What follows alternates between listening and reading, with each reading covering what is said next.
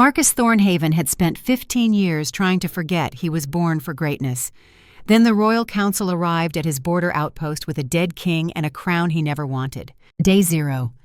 Dawn broke cold over the mountain garrison where Marcus had built his exile into something resembling peace. The messenger arrived with the kind of precision that suggested he'd been riding all night. Royal blue and silver livery, the colors Marcus recognized before he recognized the man wearing them. Lord Roy Davies, Royal Chamberlain to King Thomas Redfield, 60 years old, silver-haired, moving with the careful dignity of someone whose body protested every motion but whose pride refused to acknowledge weakness. Not the kind of man who rode through mountain passes in winter unless the message couldn't wait and couldn't be trusted to anyone else. Marcus descended from the ramparts where he'd been watching sunrise paint the eastern peaks gold. 30 years of military service had taught him not to rush toward bad news. It always waited, always found you. No point in sprinting to meet disaster. Roy was dismounting in the courtyard when Marcus arrived, dust-covered, exhausted, but maintaining the formal bearing that decades of court service had drilled into reflex. His riding clothes showed 3 days of hard travel. His face carried grief that no amount of diplomatic training could completely hide. "Commander Thornhaven."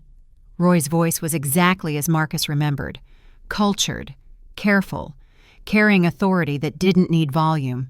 "I bring grave tidings from the capital. The king is dead." Marcus didn't make it a question. Roy's presence said everything. 3 days passed, in his sleep. The royal physicians claim it was peaceful, though I suspect they're lying to spare us the uglier details. Roy pulled a sealed letter from inside his jacket. Royal blue wax, the king's personal seal. He left instructions. You were to be notified immediately, in person, by me specifically. No intermediaries, no delay. Marcus took the letter but didn't open it. Not yet. Thomas had a nephew, 3 cousins with royal blood. Half the noble houses claim some connection to the bloodline through marriages that go back 6 generations. Why ride 3 days through winter mountains to notify a disgraced commander who hasn't set foot in the capital since his exile? Roy's expression shifted, something that might have been sympathy or calculation or both. Because Thomas knew what would happen the moment he died. Knew the noble houses would tear the kingdom apart, fighting over succession. Knew the council would deadlock. Knew the realm would slide toward civil war while politicians argued about bloodline legitimacy and historical precedent. He paused, let the weight settle. He also knew something the council doesn't know, something only 3 people in the kingdom were aware of: Thomas himself, myself, and your mother Catherine, who took the secret to her grave 5 years ago.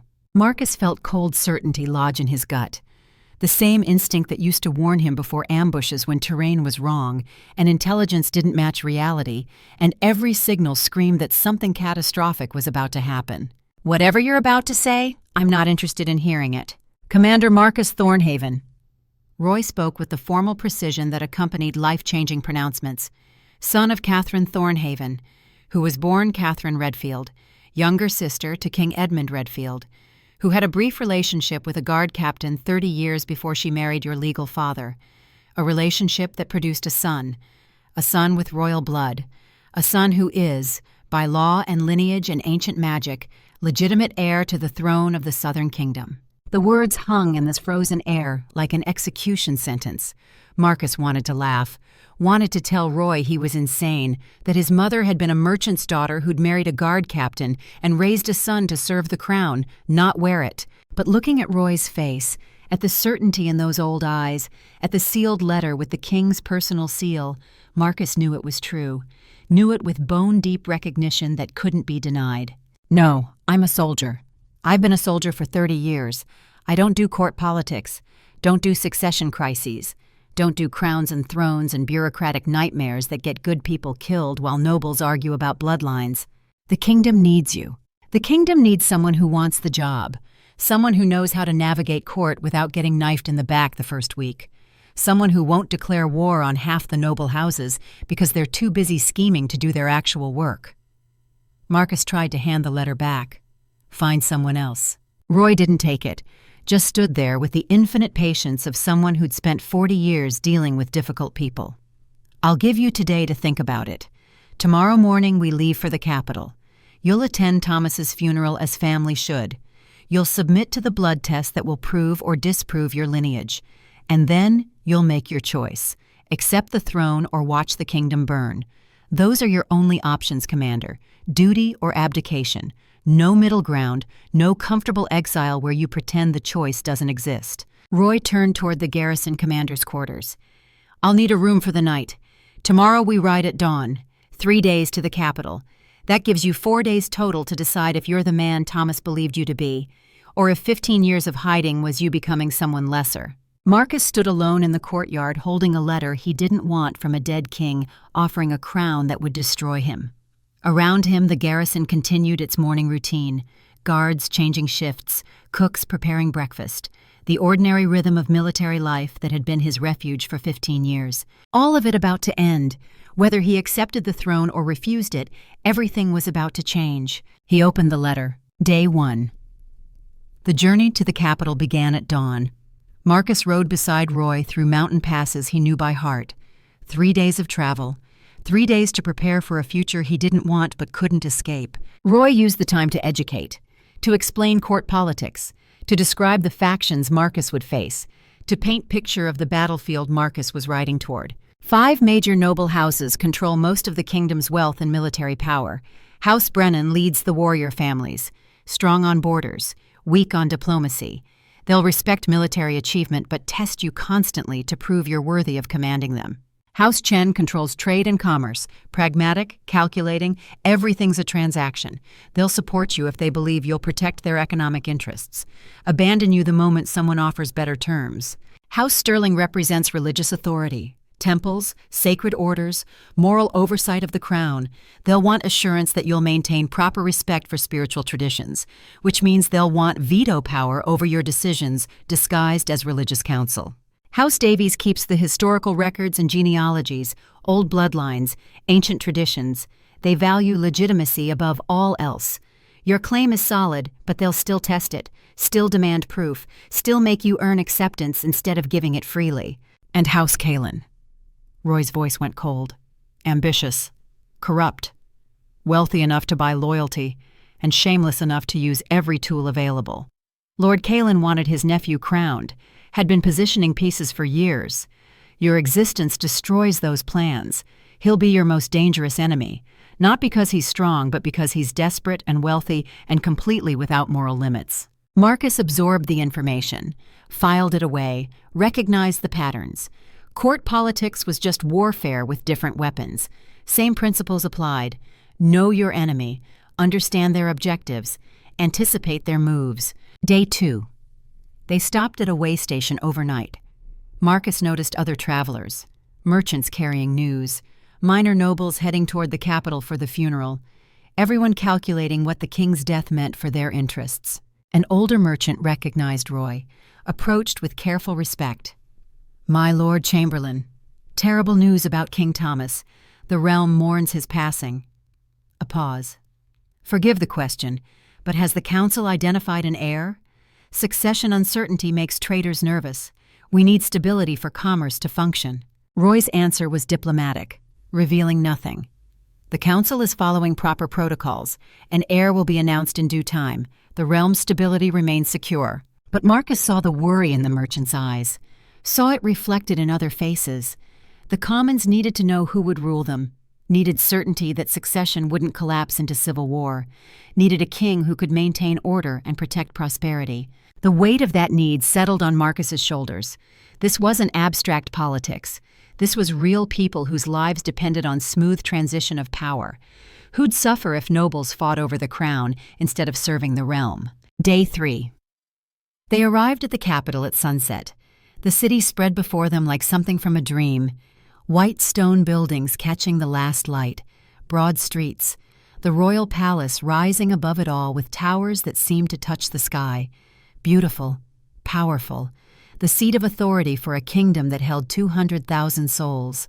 Marcus's future, if the blood test confirmed what Roy claimed. The palace guards recognized Roy immediately, waved them through without challenge, but Marcus noticed the way guards studied him, curious, assessing. Word had spread that the chamberlain had ridden out to fetch someone important. Speculation would be building.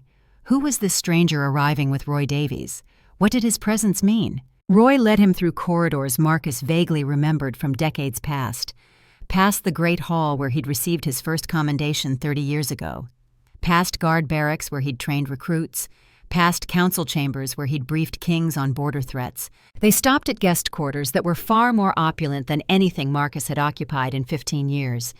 Royal accommodations, rich furnishings, the kind of room that announced status.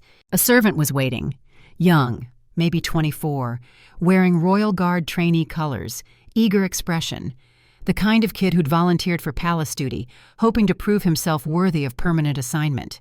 "Commander Thornhaven, this is Danny Cross. He'll be assigned to your service during your stay. Anything you need, Danny will arrange." Roy's tone carried instruction. Danny is discreet, loyal, and aware that serving the Chamberlain's guests requires absolute confidentiality. Danny saluted with military precision. "Sir, honor to serve. I've arranged evening meal in your quarters. Tomorrow's funeral is at noon. Formal court dress has been provided. If you need anything, I'm stationed outside your door." After Roy left, Danny lingered.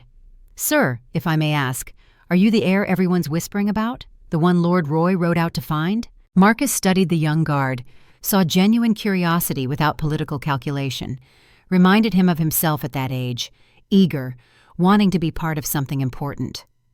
"I'm someone the Chamberlain thinks might be able to help with succession. That's all I know for certain." "Well, sir, for what it's worth, the Palace Guard is hoping for someone with military background, someone who understands what it's like to serve. Most nobles treat us like furniture. Would be refreshing to have a king who remembers being a soldier." After Danny left, Marcus stood at the window watching the capital settle into evening. Tomorrow was Thomas's funeral. The blood test. The moment when everything would be confirmed or denied. When Marcus would learn if his mother's secret had been truth or Roy's desperate hope.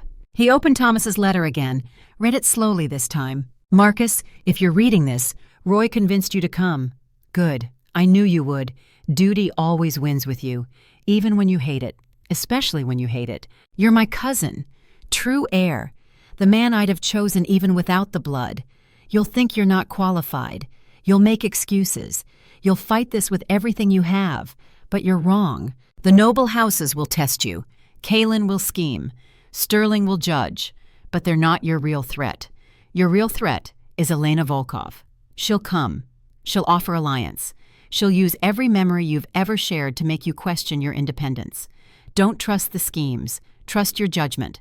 Trust the few people who serve realm over faction. Roy is one. Captain Cole Brennan leads the Royal Guard now. Trust him. Build your circle from people who value duty over ambition. When you're standing there with crown on your head and realm looking to you, remember, kings don't need to be perfect. They just need to care enough to keep trying.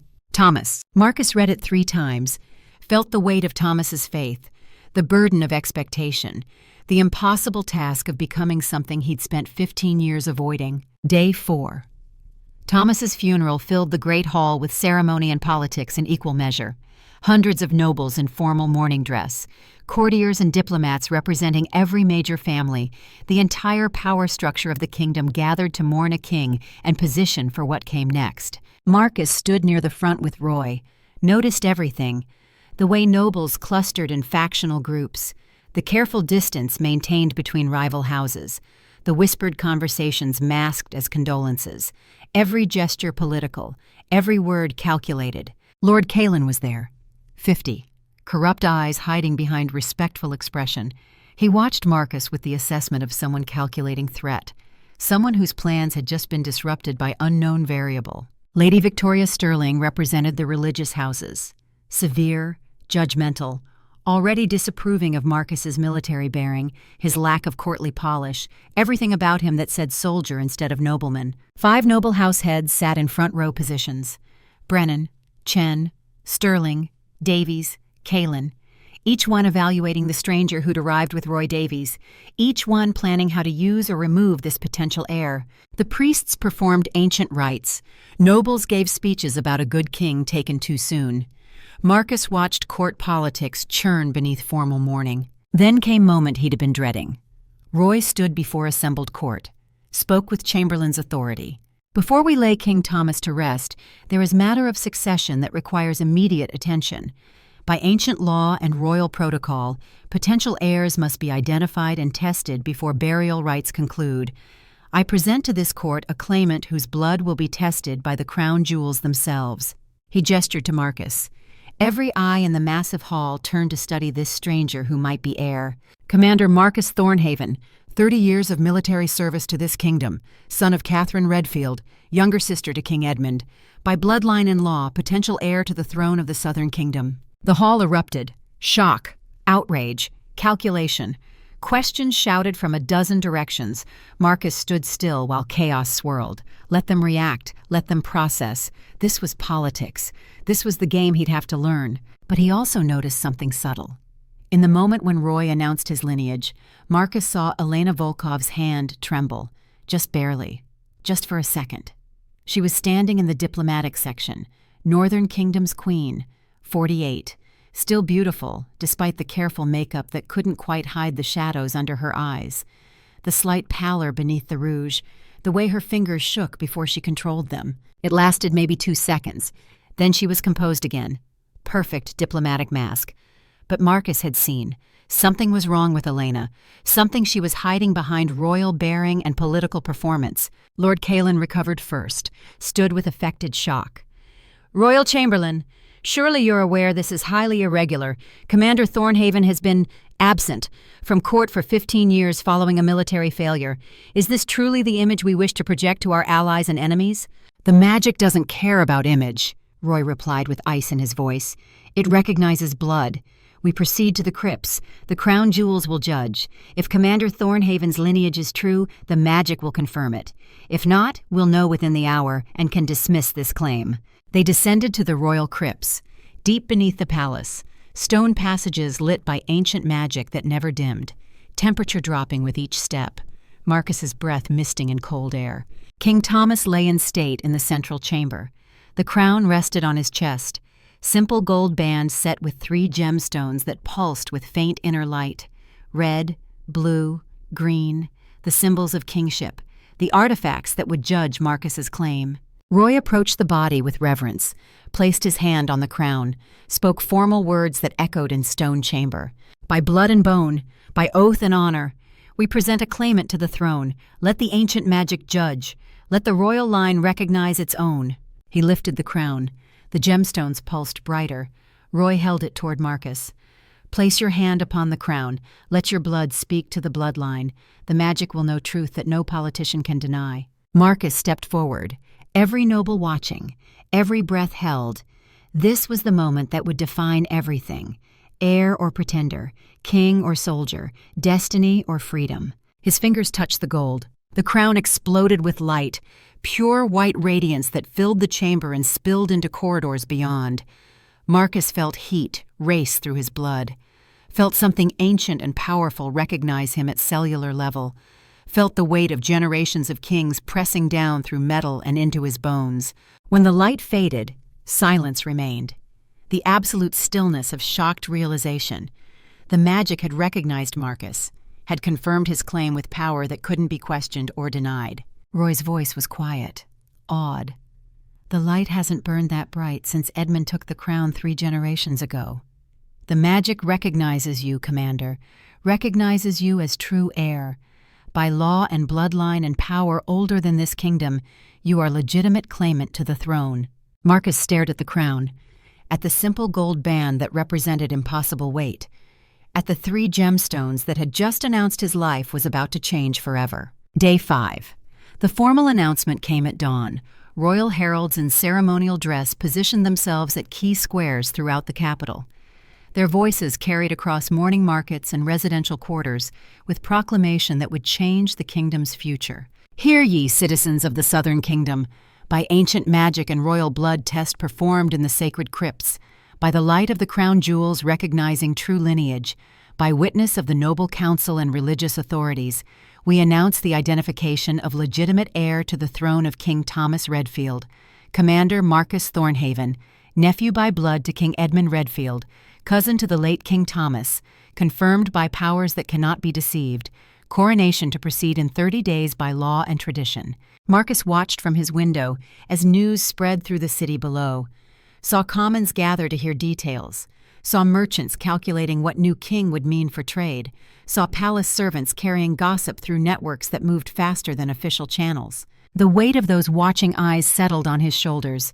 These people would be his responsibility, their welfare, their safety, their futures depending on whether he could navigate the next 30 days without getting himself killed or the realm destabilized. Roy entered without knocking. Chamberlain privilege, also longtime mentor privilege. The council requests your presence. Formal meeting to discuss succession protocols. All 5 noble house heads will attend. This is where they'll begin testing you, measuring whether you're malleable or stubborn, whether you can be controlled or need to be managed. What's my best approach, political theater or honest directness? Bit of both. Show respect for tradition without surrendering authority. Listen to counsel without accepting dictation. Remember, they're not your enemies. They're necessary partners in governance.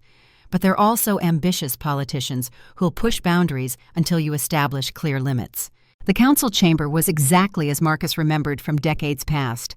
Circular room, ancient wood table, chairs positioned so no househead sat in precedence over others, symbolic equality that rarely matched political reality. The 5 noble house leaders were already present when Marcus arrived, each one studying him with calculation masked as courtesy. Lord Brennan stood first, military bearing, grizzled. Commander Thornhaven, I speak for the warrior houses. We're pleased the heir has military background, gives us confidence that border security will remain priority. We look forward to discussing defensive strategy once coronation is complete. Lady Chen followed with merchant precision. House Chen represents commercial interests. We trust new leadership will maintain trade agreements and tariff structures that keep economy stable. Change is necessary, but disruption is expensive. We value pragmatic governance over ideological reform. Lord Davies from the historical bloodline houses offered genuine warmth. Your lineage is impeccable. The Davies archives contain complete records of Catherine Redfield's birth and connection to King Edmund. Your claim satisfies every legal and traditional requirement. House Davies supports your succession without reservation. Lady Victoria Sterling's expression remained cold, religious disapproval barely masked. House Sterling speaks for the spiritual communities. We note that Commander Thornhaven has lived in rustic circumstances for 15 years. We trust exposure to proper court will restore appropriate royal bearing. The crown requires certain dignities, certain protocols, certain respect for sacred traditions. The insult was subtle but clear. Marcus was being judged as crude soldier who'd need refinement to be acceptable king. Lord Kalin spoke last. All false concern and political calculation. House Kalin recognizes the blood test results. Magic cannot be disputed. However, we do have questions about preparedness. Commander Thornhaven's admirable military service aside, court governance requires skills beyond tactical thinking. We hope the next 30 days will provide adequate education in the political complexities of kingship. Translation: We think you're unqualified and plan to control you through superior political knowledge. Marcus had been briefed by Roy, knew this was opening gambit. Time to establish whether he'd accept subordinate position or claim actual authority. I appreciate the council's concerns. You're right that I lack court experience. 15 years in exile left me rusty on political protocols. I'll need education, guidance, counsel from those who understand governance complexities. He paused. Let them think they'd won. However, let's establish something clearly. I may lack political polish, but I'm not politically naive. I recognize testing when I see it. Respect it even. You need to measure whether I'm worthy of supporting. Fair assessment. He stood, moved to the window overlooking palace gardens where nobles walked and schemed. Here's what I can promise. I'll listen to counsel. I'll value expertise. I'll work with noble houses instead of against them. But I won't be controlled, won't be manipulated, won't sacrifice realm's welfare for factional advantage. Serve loyally, and I'll be grateful partner. Scheme against people's interests, and you'll discover I'm considerably less pleasant when crossed. The room went silent. Half shock, half reassessment. Marcus had just announced independence while requesting cooperation, had shown respect without submission, had established he'd be his own man, even if it cost political support. Brennan actually smiled. Direct. I like it. Warrior houses prefer clear communication over diplomatic dancing. You want our loyalty? You have it. We'll support king who speaks plainly and acts decisively. Chen calculated visibly. Pragmatic approach. We can work with that. As long as economic policies remain stable, House Chen sees no reason to oppose your succession. Davies nodded approval. Legitimate authority combined with strong leadership. House Davies supports this succession. Sterling's expression didn't soften, but something shifted. Maybe respect for courage, if not agreement with approach. House Sterling will observe. The next 30 days will reveal much about your character. We reserve judgment until coronation. Kalen's smile was thin, dangerous. Of course, House Kalen supports the legitimate heir. We simply want assurance that support is merited. 30 days provides ample time for evaluation. After council dismissed, Roy walked with Marcus through palace corridors. That went better than expected. You established authority without making permanent enemies. Brennan will support you. Chen will work with you. Davies already approves. Sterling is reserving judgment, which is best you could hope for. Kalen will scheme regardless of what you said, but you've warned him you're watching. What about the marriage requirement you mentioned yesterday? Roy's expression went grim. Ancient law. The king must be married at coronation, both king and queen present. It's symbolic, practical, ensures succession beyond single reign, provides stability through partnership. The law is absolute and unchangeable without unanimous council consent, which you'll never get.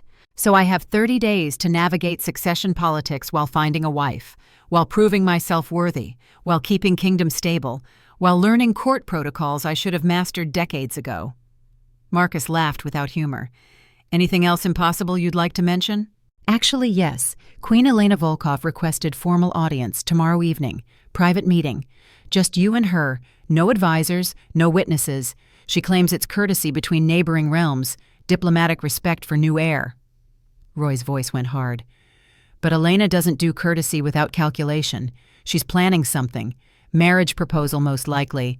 Alliance offer wrapped in personal history.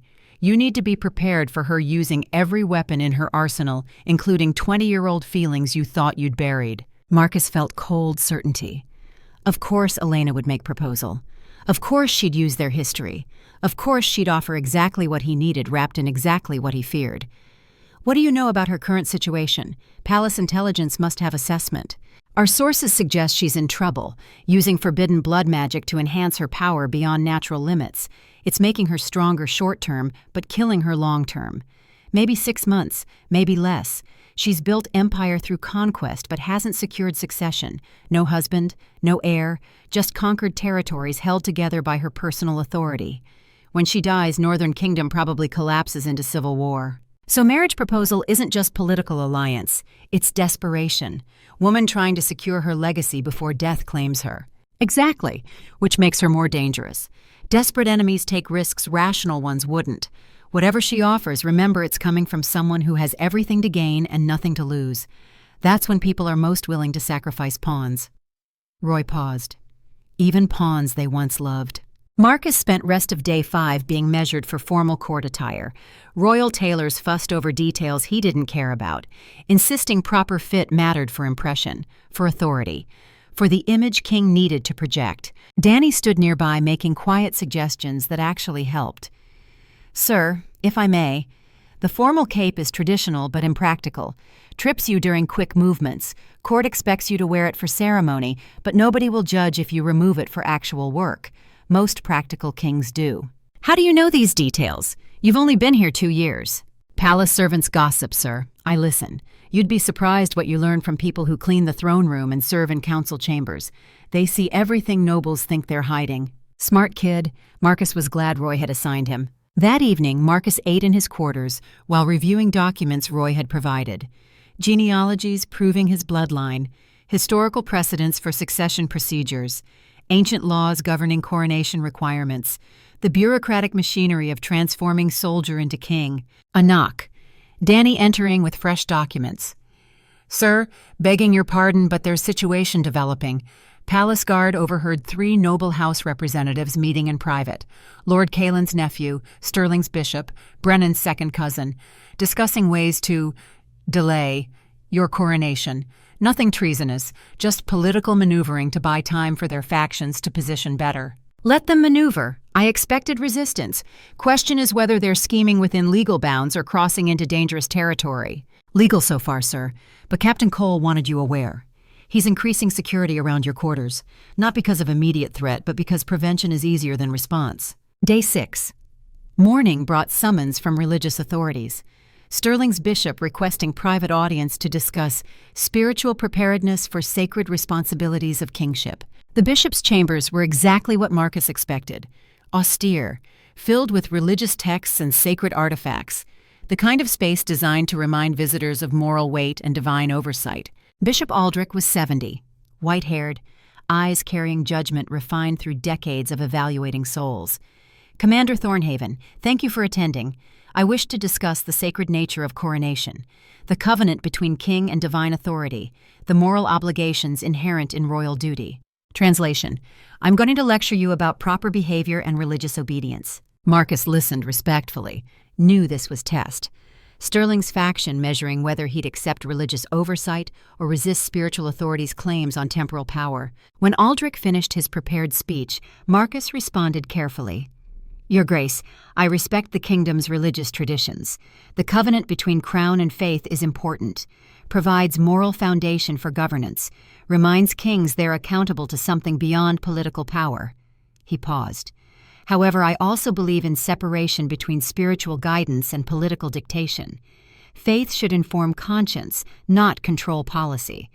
If House Sterling seeks to advise my moral development, I welcome that counsel. If they seek to veto my decisions through religious authority, we'll have problems. Aldrich's expression didn't change, but something shifted in his eyes. Maybe respect for honest directness, maybe annoyance at resistance to traditional church authority. You speak bluntly for someone who needs religious blessing at coronation. I speak honestly for someone who won't pretend submission just to gain temporary approval. Better you know now where I stand than discover later I'm not the malleable king you hoped for. The meeting ended without resolution. But Marcus had established another boundary, another line he wouldn't cross even to gain political support. Cole found him afterwards. Bishop Aldrich looked displeased when he left. You make enemy? Made it clear I won't be controlled. Whether that's enemy or respected opponent depends on how Sterling chooses to respond. Either way, better they know the truth now. Cole nodded approval. Palace Guard appreciates that approach. Honest leadership is rare in court. Usually everything's diplomatic theater and hidden agendas. You're different. Guards are noticing. That evening, Captain Cole invited Marcus to tour the Royal Guard facilities. Not social visit. Professional briefing on palace security and defensive capabilities. The guard barracks were impressive, well-maintained, modern training facilities, arsenals stocked with quality weapons. Clear evidence that Thomas had invested in professional military rather than just ceremonial palace guards. Cole introduced him to the senior guard commanders, each one veteran of actual military service rather than Noble's decorative bodyguard. Men who'd fought real battles, who understood tactical thinking, who'd follow competent leader. Commander Thornhaven, most of us served under various commanders during our careers, some good, some adequate, few truly excellent. Cole's voice carried respect. Word is you're the excellent kind, the kind who values soldiers' lives, who makes tactical calls based on winning with minimal casualties rather than glorious charges that get people killed for no gain. I try to avoid wasting lives, can't always succeed, but I try. That's why we'll follow you. Because you try. Because you care whether we come home. Most nobles don't. We're just tools to them. Expendable resources. You see us as people worth protecting. That buys more loyalty than any coronation ceremony. Day 6. Marcus spent the day being fitted for royal attire, meeting palace staff, learning protocols he'd need to navigate court. Every hour brought new complication, new requirement, new expectation. Danny proved invaluable. The young guard knew palace layout, knew which servants were trustworthy, knew the informal networks that actually made palace function. Sir, if you don't mind advice from someone who's only been here 2 years, the real power isn't in the throne room. It's in the kitchens and guard stations and servant quarters. Commons know everything nobles try to hide. You want real intelligence? Talk to people who clean the rooms and serve the meals. Good advice. You have military experience before palace service? 3 years border patrol, got injured in skirmish. Not serious enough for discharge, but serious enough they offered palace assignment instead of returning to field duty. Took it because palace seemed safer. Danny grinned. Turns out palace politics are more dangerous than border raids, just with better food. That evening, Captain Cole Brennan found Marcus reviewing guard deployment protocols. The Royal Guard captain was 40, scarred, moving with precision that said career soldier. He studied Marcus with assessment that carried no political calculation, just professional evaluation of potential commander. "Sir, Captain Cole Brennan, I command the Royal Guard. Wanted to introduce myself before tomorrow's chaos begins." He paused. "I served under you 15 years ago. Northern Campaign. You pulled my unit out of ambush that would have killed us all. Took wound doing it. Don't know if you remember." Marcus studied him, recognized the scar, remembered the fight. "I remember. You were lieutenant then. Good tactical instincts. Kept your people alive when situation went bad. Learned from the best." Cole's voice was respectful. "For what it's worth, sir, the Guard is glad you're here. We need commander who understands military thinking. Someone who won't waste our lives on political vanity. Someone who remembers what it costs when leaders make mistakes." "I remember the cost. Remember it every day. The guards who didn't come home because I made wrong call. That's exactly why we trust you. Because you remember. Because you care. Most nobles see us as tools, expendable resources. You see us as people. That matters more than you know." After Cole left, Marcus felt some of the isolation ease.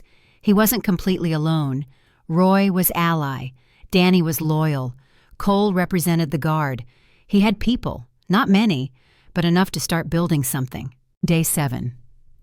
Elena Volkov's audience was scheduled for evening. Marcus spent the day preparing, trying to predict what she'd offer, what scheme she'd wrapped in diplomatic courtesy. Roy provided final briefing. "Elena has conquered 3 kingdoms in 5 years. She's brilliant strategist, ruthless politician, uses every tool available, including personal relationships.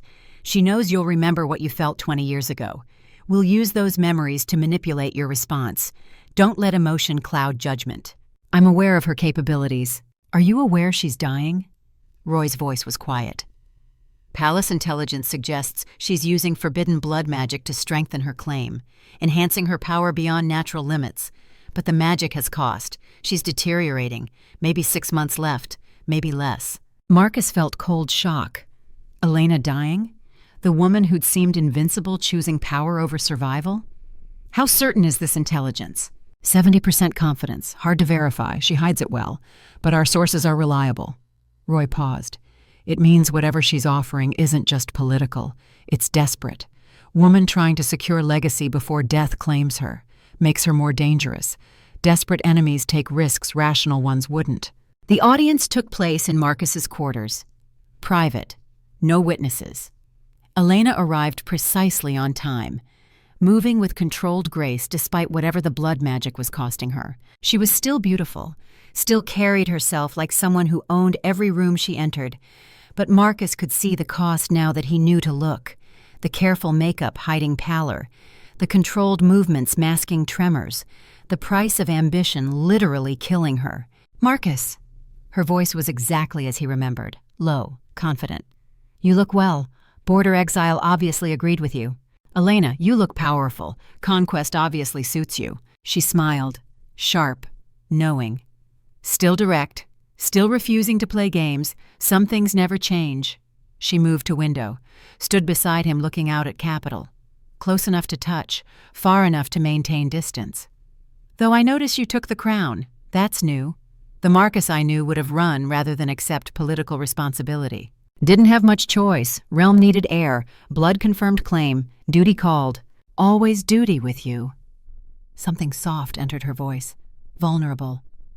"That's what I loved about you. What I gave up when I chose Northern Throne 20 years ago.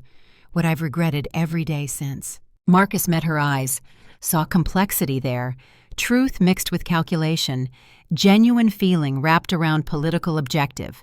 Classic Elena, making it impossible to separate person from player. "Why are you here, Elena? Really here? Not diplomatic nonsense about neighboring realms. What do you want?" "I'm here to offer what I should have accepted 20 years ago. Partnership, alliance, the chance to rule together instead of apart. Marry me, Marcus. Unite our kingdoms. Build something neither of us could build alone. Take northern strength and southern stability and create realms strong enough to survive what's coming. There it was. The proposal. The scheme. The perfectly calculated offer that mixed personal history with political advantage in ways that made refusing difficult and accepting dangerous. You left me 20 years ago because I wouldn't follow you north, wouldn't abandon my post to become your consort. Now you want me to accept exactly that arrangement? No. Now I'm offering true partnership, joint rule, Southern King and Northern Queen ruling as equals, your tactical genius, my political skill, combined strength that makes both kingdoms safer, both of us finally getting what we couldn't have separately. Her voice softened, and maybe a chance to fix the biggest mistake of my life. Choosing crown over you, choosing ambition over love, spending 20 years regretting it. It was compelling, dangerous, exactly the kind of proposal that would solve immediate problems while creating long-term complications. But it was also Elena being more honest than she'd ever been, admitting mistakes, offering actual partnership instead of subordination. And the cost? There's always cost with you, especially when politics and feelings get tangled together. The cost is compromise, giving up absolute autonomy, accepting that ruling together means sometimes doing things my way when you disagree, learning to be political when instinct says be direct. She met his eyes. It also means trusting me, after I left, after I chose ambition over love, after 20 years building separate kingdoms. Can you do that? Can you trust me again? Marcus looked at the woman he'd loved, the queen she'd become, the complicated offer wrapped in absolute sincerity mixed with absolute calculation. I'll think about it. You have 30 days, same as every other marriage candidate. Make your case. Prove this is partnership, not conquest disguised as romance. Show me that Elena the queen can be trusted as much as Elena the woman once was. If you can do that, we'll talk seriously. She smiled, real, warm, the smile he remembered from before everything got complicated. That's fair. More fair than I probably deserve. I'll make my case. I'll prove I've changed. I'll show you some things are worth the risk. She moved toward door, paused, looked back. For what it's worth, Marcus, I never stopped loving you. Just chose crown over heart. Biggest mistake of my life. One I've regretted every single day. Maybe this is realm giving us second chance. Maybe it's just politics. Either way, I'll fight for it, for us, for possibility that two alphas can rule together instead of destroying each other. Then she was gone, door closing softly, leaving Marcus alone with 30 days of impossible choices and one question that would define everything. Could he trust Elena Volkov? Could he marry a woman who'd broken his heart to gain political advantage? Could he risk everything on possibility she'd changed? He didn't know, didn't have answers, just had weight of crown he hadn't wanted, and marriage requirement that forced choice and dangerous queen offering exactly what he needed, wrapped in exactly what he feared. Outside his window, the capital settled into night, palace lights glowing, guards changing shifts, the machinery of kingdom continuing whether Marcus was ready or not. 30 days. 30 days to find queen, to prove worthiness, to navigate court politics and survive noble schemes and somehow become king the realm could follow. Tomorrow, the real work began. Tomorrow, Marcus would start learning how to be political without losing himself, how to be king without becoming ruler he'd always despised. But tonight, standing in fading light, Marcus allowed himself one moment of pure honesty. One moment admitting Elena's offer tempted him more than it should. That possibility of partnership, of ruling together, of finally having someone who understood the burden was almost worth the risk. Almost. The stars emerged above the capital. Cold, distant, offering no guidance. Just reminder that destiny didn't care about readiness, it only cared about choices. And Marcus Thornhaven had 30 days to make the right ones, or watch everything burn while he stood on principle. The game had begun. The crown awaited. And somewhere in Palace, Elena Volkov was planning her next move in games she'd been playing far longer than Marcus had been willing to admit it existed. May the realm survive what came next. Day 8. 22 days until coronation. Marcus woke to find his quarters filled with marriage proposals that read more like military treaties than romantic offers. Each noble house had submitted candidates overnight, Each proposal came with strings attached like tripwires in an ambush field. Each one represented political trap disguised as alliance opportunity. House Brennan offered Lady Catherine, 28, excellent military pedigree. Her dowry included command of 3 border fortresses and 2,000 trained soldiers. The cost? Brennan family gets permanent seat on War Council with veto power over military appointments. Marcus would gain troops, but lose control of his own army. House Chen presented Lord Chen's daughter May, 32, Master of Trade Negotiations. Her marriage contract included access to Chen's merchant fleet and exclusive agreements with Eastern kingdoms. The price? Chen family controls all royal commerce and takes 20% of crown revenue in perpetuity. Financial security purchased with economic servitude. Lady Davies from the bloodline house offered herself, 45, widowed, impeccable ancient lineage. No dowry required, just one condition. Their children inherit both her family's estates and the crown, effectively merging 2 royal houses. Future kings beholden to Davies' interests for generations. House Sterling proposed 3 daughters simultaneously, each one vetted by religious authorities, each guaranteed to maintain proper moral standards. All 3 came with requirement that Sterling family chaplain becomes chief royal advisor with authority to guide spiritual and political decisions. Theocracy disguised as matrimony.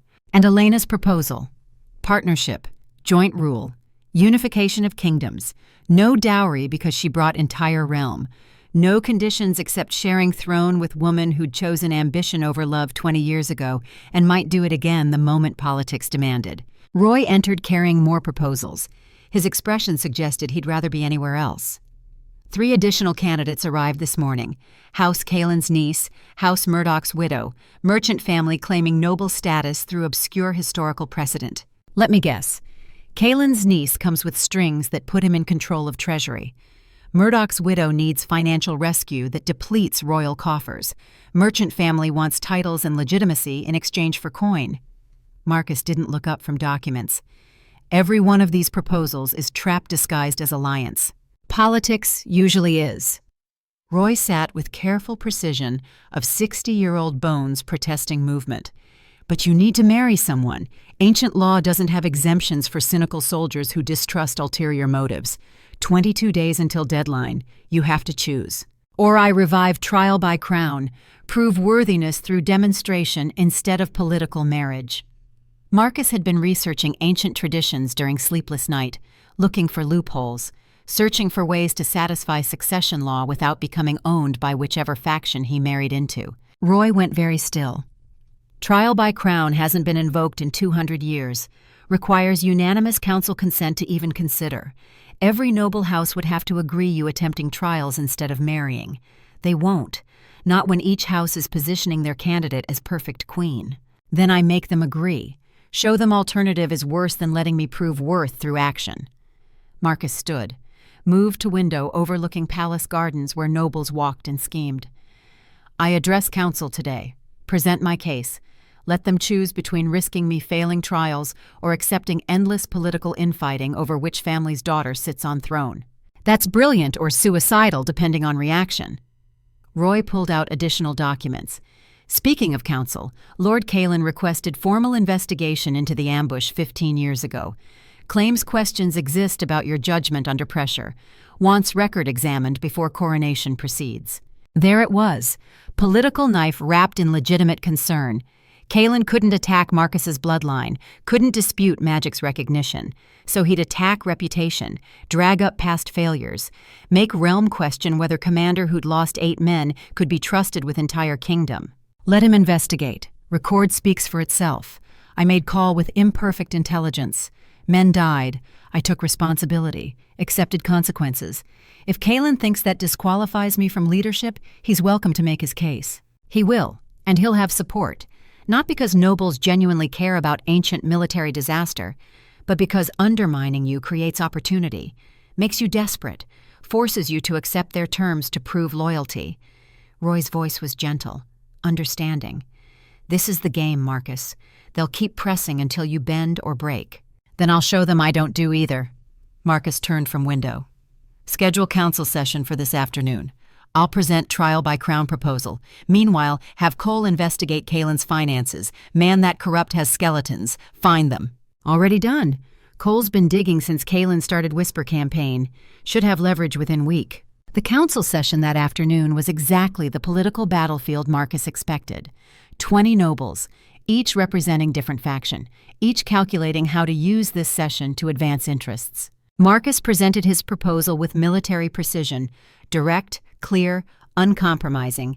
He wanted trial by crown, 3 trials proving military leadership, political wisdom, and popular support. If he passed, coronation proceeded without marriage requirement. If he failed, he accepted noble house queen chosen by council vote. The reaction was immediate chaos. Absolutely not. Kalen stood with affected outrage. Trial by crown is ancient tradition meant for disputed claims. Your claim isn't disputed. Magic confirmed bloodline. This is just attempt to avoid legal marriage requirement because you're too proud to accept political reality. Or perhaps, Marcus countered, it's attempt to avoid becoming controlled by whichever faction I marry into. Every proposal submitted includes conditions that compromise royal authority. I'm offering compromise. Let me prove worth through action. If I fail, you get to choose my queen. If I succeed, coronation happens and marriage becomes my decision without deadline pressure. Lady Victoria Sterling's voice cut through murmuring. Ancient law exists for reason. Marriage provides stability, succession, political alliances. Bachelor king is incomplete, vulnerable, subject to manipulation by temporary favorites instead of stable partnership. Trial by crown, even if successful, doesn't address fundamental need for queen. It addresses fundamental need for king who maintains authority. I'll marry eventually. When I find partner who wants partnership instead of crown. When circumstances allow choice instead of forcing desperation. Marcus kept voice level. Reasonable. 22 days isn't enough time to make decision affecting entire reign, but it's plenty of time to prove I can lead effectively. Give me trials. Let me demonstrate capability. Then we discuss marriage without deadline hanging over negotiations. Lord Brennan actually looked considering. Military houses valued demonstration over talk. What trials specifically? What standards determine success or failure? Traditional trials. Trial of steel to prove military leadership. Defend against actual threat instead of hypothetical. Trial of wisdom to demonstrate political acumen. Solve genuine succession dispute instead of academic problem. Trial of heart to show popular support. Win loyalty from commons instead of just nobles. Marcus paused. Standards are simple. If I fail any trial, I forfeit right to choose own queen. Council votes on marriage candidate. I accept result without protest. Nobles exchanged looks. Calculating. This was gambling, but gambling with structure. If Marcus failed, they controlled who he married. Complete victory for whichever faction won council vote. If Marcus succeeded, they lost leverage but gained king who'd proven capability under pressure. Lady Chen spoke carefully. And if we refuse to allow trials? If council votes to maintain current succession law requiring marriage before coronation? Then I marry. Choose bride from submitted proposals. Accept whichever candidate comes with least damaging conditions to royal authority.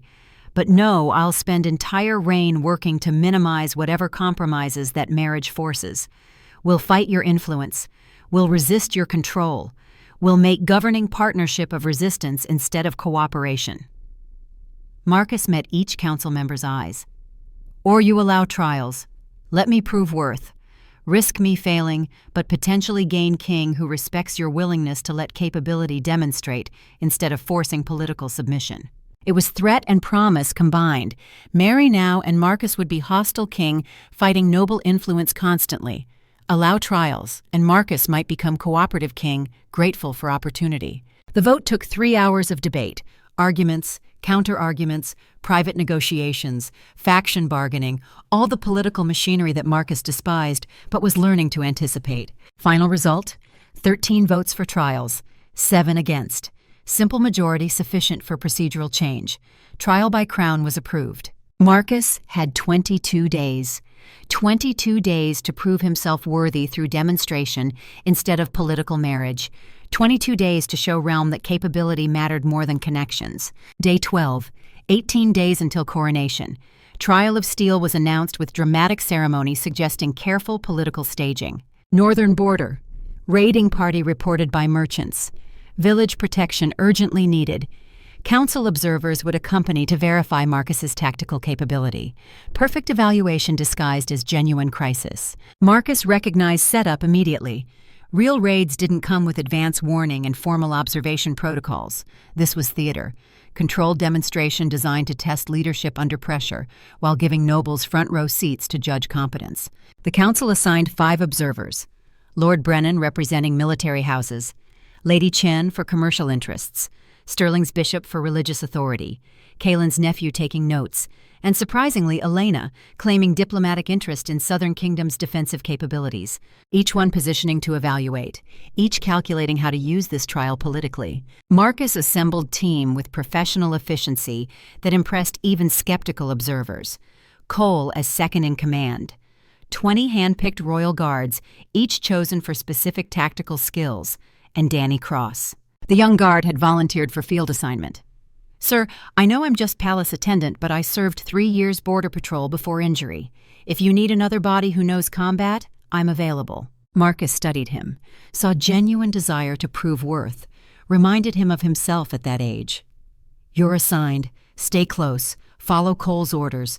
This is evaluation, but it's also real operation. People could get hurt if we're not professional." Danny's expression showed fierce determination. "I won't let you down, sir." They rode north with precision that came from 30 years of similar operations. Marcus used travel time to brief observers on tactical situation. Explained terrain advantages, described likely enemy approaches, made clear this wasn't blind luck, but professional assessment based on experience. The village sat in valley between 2 ridges, defensively terrible, commercially excellent. Trade route convergence made it valuable, geography made it vulnerable, classic strategic dilemma. Marcus surveyed position with tactical eye that missed nothing. Raiders will approach from northeast, only viable route for force larger than dozen wolves. Primary defense on ridge overlooking approach. Secondary position blocks southern escape. Civilians evacuate west through protected corridor. Enemy finds organized resistance instead of easy targets. "How certain are you of approach vector?" Kaelin's nephew asked. Genuine question or attempt to undermine confidence. "Because I've defended this valley 17 times in 30 years of border service. Every raid follows same pattern. Terrain dictates tactics. Smart commanders adapt to terrain. Stupid commanders ignore it and die." Marcus began deploying guards to positions. "We'll know within 2 hours if I'm right."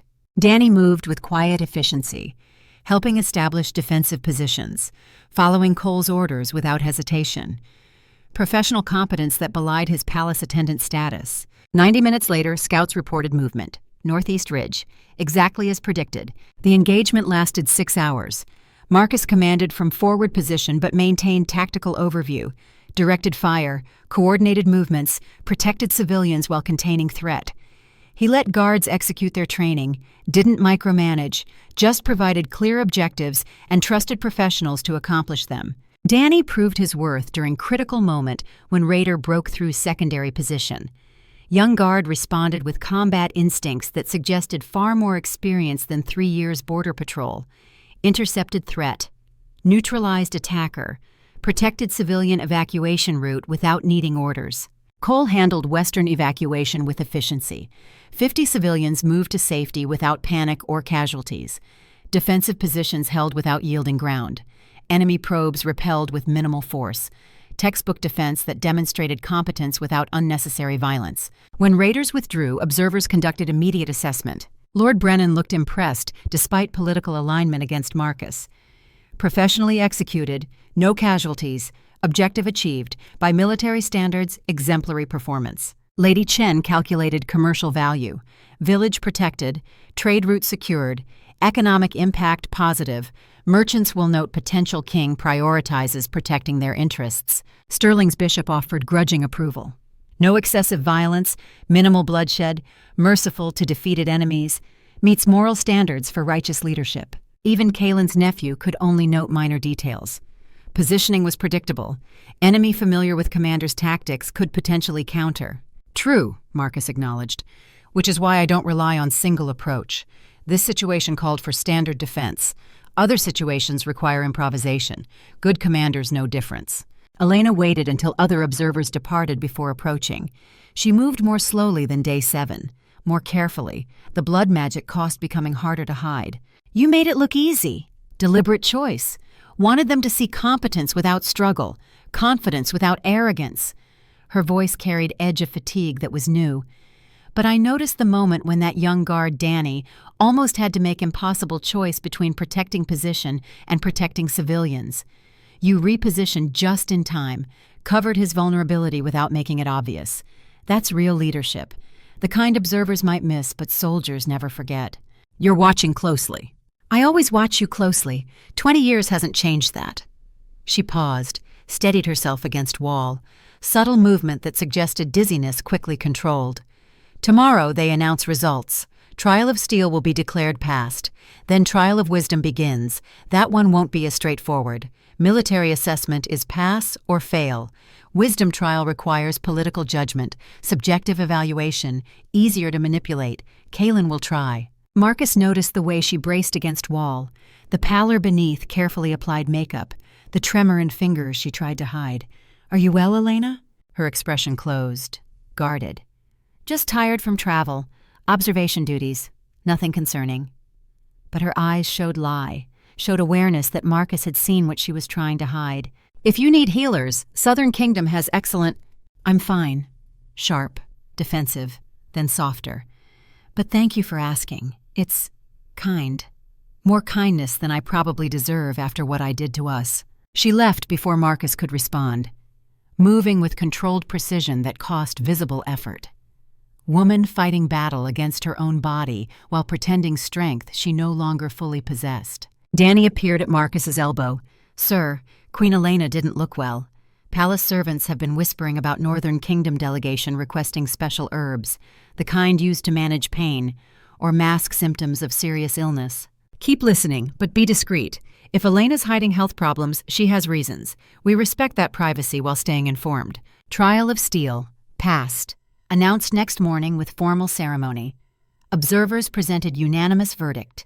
Military capability confirmed. Leadership demonstrated. First trial complete. But Marcus barely had time to process before Kaylin struck. Not directly. Never directly. Through proxy. Day 13. 17 days until coronation. Royal Council received formal complaint. Anonymous noble claiming irregularities in Trial of Steel. Suggesting observers were biased. Questioning whether controlled demonstration proved anything about real combat capability, demanding investigation before proceeding to Trial of Wisdom. The complaint was nonsense, political theater designed to delay, to create doubt. Roy brought news with grim expression. Kaylin's fingerprints all over this. Council obligated to investigate, could delay trials by a week or more, runs clock closer to deadline, increases pressure.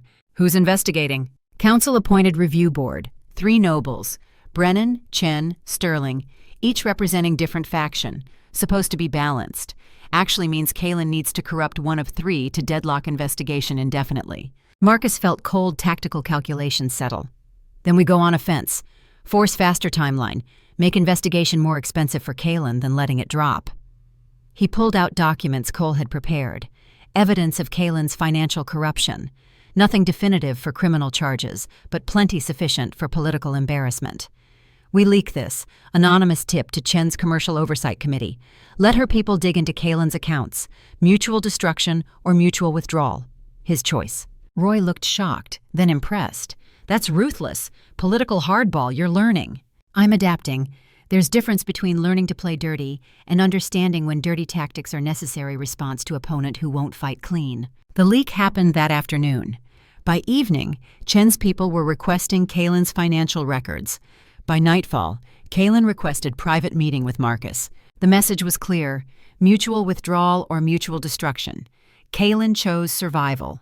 The anonymous complaint was withdrawn. Investigation canceled. Trial of Wisdom scheduled for day 15. Crisis resolved through political hardball that left Marcus feeling effective but uncomfortable. Day 15. 15 days until coronation. Trial of Wisdom was presented with elaborate ceremony emphasizing importance. Great hall packed with nobles, 3 competing claimants to vacant duchy, each presenting arguments, each backed by powerful faction. Whatever Marcus decided would create allies and enemies in equal measure. House Brennan's claim rested on military conquest 3 centuries past. Ancestor had seized land through force, held through strength, passed to descendants who'd maintained control until recent extinction of male line. By warrior tradition, land belonged to those strong enough to take and hold it. House Chen's argument emphasized commercial legitimacy. Ancestor purchased duchy 200 years ago through legal transaction, gold exchanged for title, contract signed by then-king. Subsequent political developments didn't negate legal purchase. Property rights transcended military history. House Sterling presented religious grant from previous era. Pope had declared land sacred trust, awarded to Sterling ancestor for spiritual service. Divine authority superseded temporal concerns. Challenging religious grant meant challenging church itself. 3 legitimate claims based on different legal frameworks. 3 factions watching to see which tradition Marcus valued. 3 potential allies or enemies depending on judgment. Marcus spent 72 hours reviewing history, consulting records with Margaret Davies's assistance. Understanding legal answer existed, but political answer was far more complex. The ruling session was packed. Every noble house represented. Marcus stood before assembled court and spoke with careful precision. I've reviewed claims. All 3 have legitimate foundation in different legal traditions. Military conquest valid by warrior precedent. Commercial purchase valid by mercantile law. Religious grant valid by spiritual authority. Rather than choosing between competing legitimate claims, I propose new legal framework. He paused. Let them anticipate. Duchy divided into 3 equal portions. Military lands to House Brennan for defensive purposes. Strategic locations. Border security. Commercial centers to House Chen for trade administration. Market towns. Merchant infrastructure. Sacred sites to House Sterling for spiritual care. Temples. Religious communities. Each house receives portion corresponding to strongest historical claim. Each contributes to Duchy's overall welfare according to expertise. The Great Hall erupted. Outrage from purists wanting winner-take-all. Calculation from pragmatists seeing compromise value. Grudging respect from those recognizing Solomon's wisdom applied to impossible situation. Lord Brennan stood. This is unprecedented. Duchy has never been divided. Previous successions had clear winner. This one has 3 equally legitimate claimants. Unprecedented situation requires unprecedented solution. Marcus met Brennan's eyes. Unless military houses prefer, I simply awarded everything to religious grant because divine authority supersedes all temporal claims. Brennan sat down, point made. Lady Chen spoke carefully. Division is administratively complex. Who governs? Jointly. Shared governance council. Each house contributes expertise, requires cooperation instead of allowing any single faction to dominate. Trial of wisdom. Passed. Announced after 3 hours of debate. Council acknowledged judgment was fair even if politically complicated. Demonstrated Marcus could navigate impossible situations without making permanent enemies. But Marcus learned cost immediately. Each faction now saw him as someone who compromised, who could be pressured to split decisions. Every solution created new problems. Day 20, 10 days until coronation. Trial of heart began without formal announcement or structured evaluation. Just Marcus walking out of palace gates. No ceremonial escort, no political handlers. Just potential king making himself available to people who'd become his responsibility if coronation succeeded. Danny accompanied him at Cole's insistence. Sir, Captain says if you're going to walk among commons without proper security, at least take someone who knows the city. I grew up in the merchant quarter, know the safe routes, the dangerous corners, the people worth listening to. They started in the market district Marcus had toured briefly during day 7, but this time he stayed longer, talked deeper, asked questions that went beyond surface pleasantries. A produce merchant, woman in her 50s, spoke about taxes while sorting vegetables with practiced efficiency. My husband and I work 14-hour days, 6 days a week. Between royal taxes, local fees, merchant guild dues, and temple tithes, we keep maybe 30% of what we earn. Rest goes to people who don't break their backs loading carts before sunrise. What would help most? If you could change one policy, what would it be? She paused, considered seriously. Road maintenance. We pay taxes supposedly for infrastructure, but roads deteriorate every year. costs us more in damaged goods and wasted time than the taxes themselves. If Crown actually spent our money fixing what they promised to fix, we'd complain less about paying. Marcus made mental note. Infrastructure spending, accountability for how taxes were used, real problems requiring real solutions beyond political rhetoric. Danny guided him through artisan quarters, where craftsmen worried about foreign competition, through poor districts where families struggled with basic security, through docks where laborers loaded ships and complained about working conditions that endangered lives for profit margins. Every conversation taught him something. Every complaint revealed problem he hadn't considered from palace perspective. Every person became name instead of number, face instead of statistic. An older dock worker, maybe 65, called out as Marcus passed. "You the heir everyone's talking about? One walking around asking questions? I'm the one trying to learn what governing actually requires, which means listening to people who'll be affected by my decisions. First noble I've seen down here in 20 years. Most stay in palace, send functionaries to collect taxes but never come see where money comes from." The worker studied Marcus with shrewd assessment. "You really care, or just doing this for appearances? For the trial thing everyone says you're attempting?" "Honestly, both. I need popular support for Trial of Heart. That's political reality. But I also genuinely want to understand what commons need, what problems I should prioritize, can't fix what I don't know about, can't govern effectively while ignorant of people's actual lives." The worker nodded slowly. "That's more honest than expected. All right, you want to know real problems? Come back at shift change tomorrow. Bring your pretty palace clothes and your political education. I'll show you what it's actually like loading cargo when bosses care more about speed than safety. Show you why we lose 3 men a year to preventable accidents because fixing equipment costs more than replacing workers." Marcus returned next day, watched shift change, saw dangerous conditions, talked to families who'd lost loved ones to industrial accidents that could have been prevented with basic safety requirements, made notes, promised nothing except to investigate, to consider, to remember these faces when making policy decisions. By day 23, word had spread throughout Capital. The potential king doesn't just talk to merchants and craftsmen. He talks to laborers, to servants, to the poorest quarters where nobles never visit.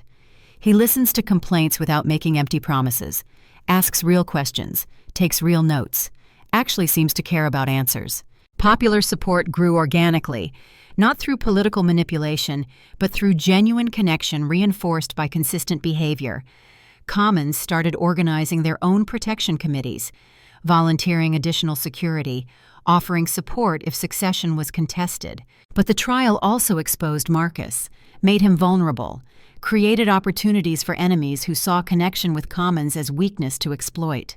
Day 22 brought the assassination attempt that would test whether Commons support was genuine or just political theater. Morning. Marcus was meeting with dock workers discussing cargo safety regulations when young guard approached. Different guard. Not Danny, who'd been shadowing faithfully. Older, maybe 30. Unfamiliar face wearing Royal Guard colors, but moving with precision that suggested foreign training. Every instinct Marcus had developed in 30 years screamed wrong. Hair on neck standing, gut tightening with warning that catastrophe was imminent. "Your Majesty." The guard spoke with accent Marcus couldn't quite place. Slight, carefully masked. "Captain Cole requests your immediate return to palace. Security concern requires personal attention. Urgent." It was perfect bait, plausible reason, authoritative delivery, creating urgency that would make target move without thinking, move into killing ground. Marcus's hand moved subtly toward concealed weapon. "What specific concern?" "Captain Cole knows I don't abandon public commitments for vague emergencies." The guard's expression changed. Microsecond shift from professional delivery to predatory focus. Hand moving toward concealed weapon. Decision made. Assassination attempt proceeding despite blown cover. Marcus was already moving. 3 decades of training taking over. Body executing techniques drilled into muscle memory. Disarm incoming threat. Control weapon hand. Neutralize opponent before supporting attackers could coordinate. But guard wasn't alone. 3 more appeared from crowd with choreographed precision. Professional operators. Multiple angles. Overlapping fields of fire. Coordinated assault designed to eliminate target in public chaos. Marcus fought with brutal efficiency. disabled first attacker with elbow strike that shattered jaw, dodged second attacker's blade by centimeters, but third operative got through defenses, professional knife work, blade sliding between ribs, pain, blood, strength draining, Marcus going down. Then Danny was there. Young guard transforming into avenging fury, 2 attackers neutralized in 5 seconds, disarms, strikes, submissions leaving operatives disabled and bleeding, third trying to disengage, fourth fleeing into crowd. Danny's blade finding targets with precision that said this wasn't his first real combat. Palace guards arrived within 90 seconds, secured scene, arrested survivors, started extracting intelligence through methods Marcus didn't ask about. But Marcus was already being rushed back to Palace on stretcher. Medical attention, security lockdown, investigation launched at highest priority. The wound was serious but survivable. Blade had caught ribs at angle, avoiding lungs and major organs. Painful, disabling for a week or more, requiring stitches and monitoring. But survivable. Marcus would live, would recover, would finish coronation if investigation moved fast enough. Cole arrived at Medical Bay looking like murder incarnate. Professional hit team, 4 operatives, excellent training, foreign accents suggesting Northern Kingdom or Eastern Empire origin, no local connections we can trace. Whoever organized this paid premium price. Elena? Marcus asked through pain fog from medical treatment. Investigating. But this doesn't match her operational pattern. She's conqueror who prefers political victory. This feels like coalition effort. Multiple factions pooling resources. Cole's jaw tightened. We're interrogating survivors. Enhanced techniques.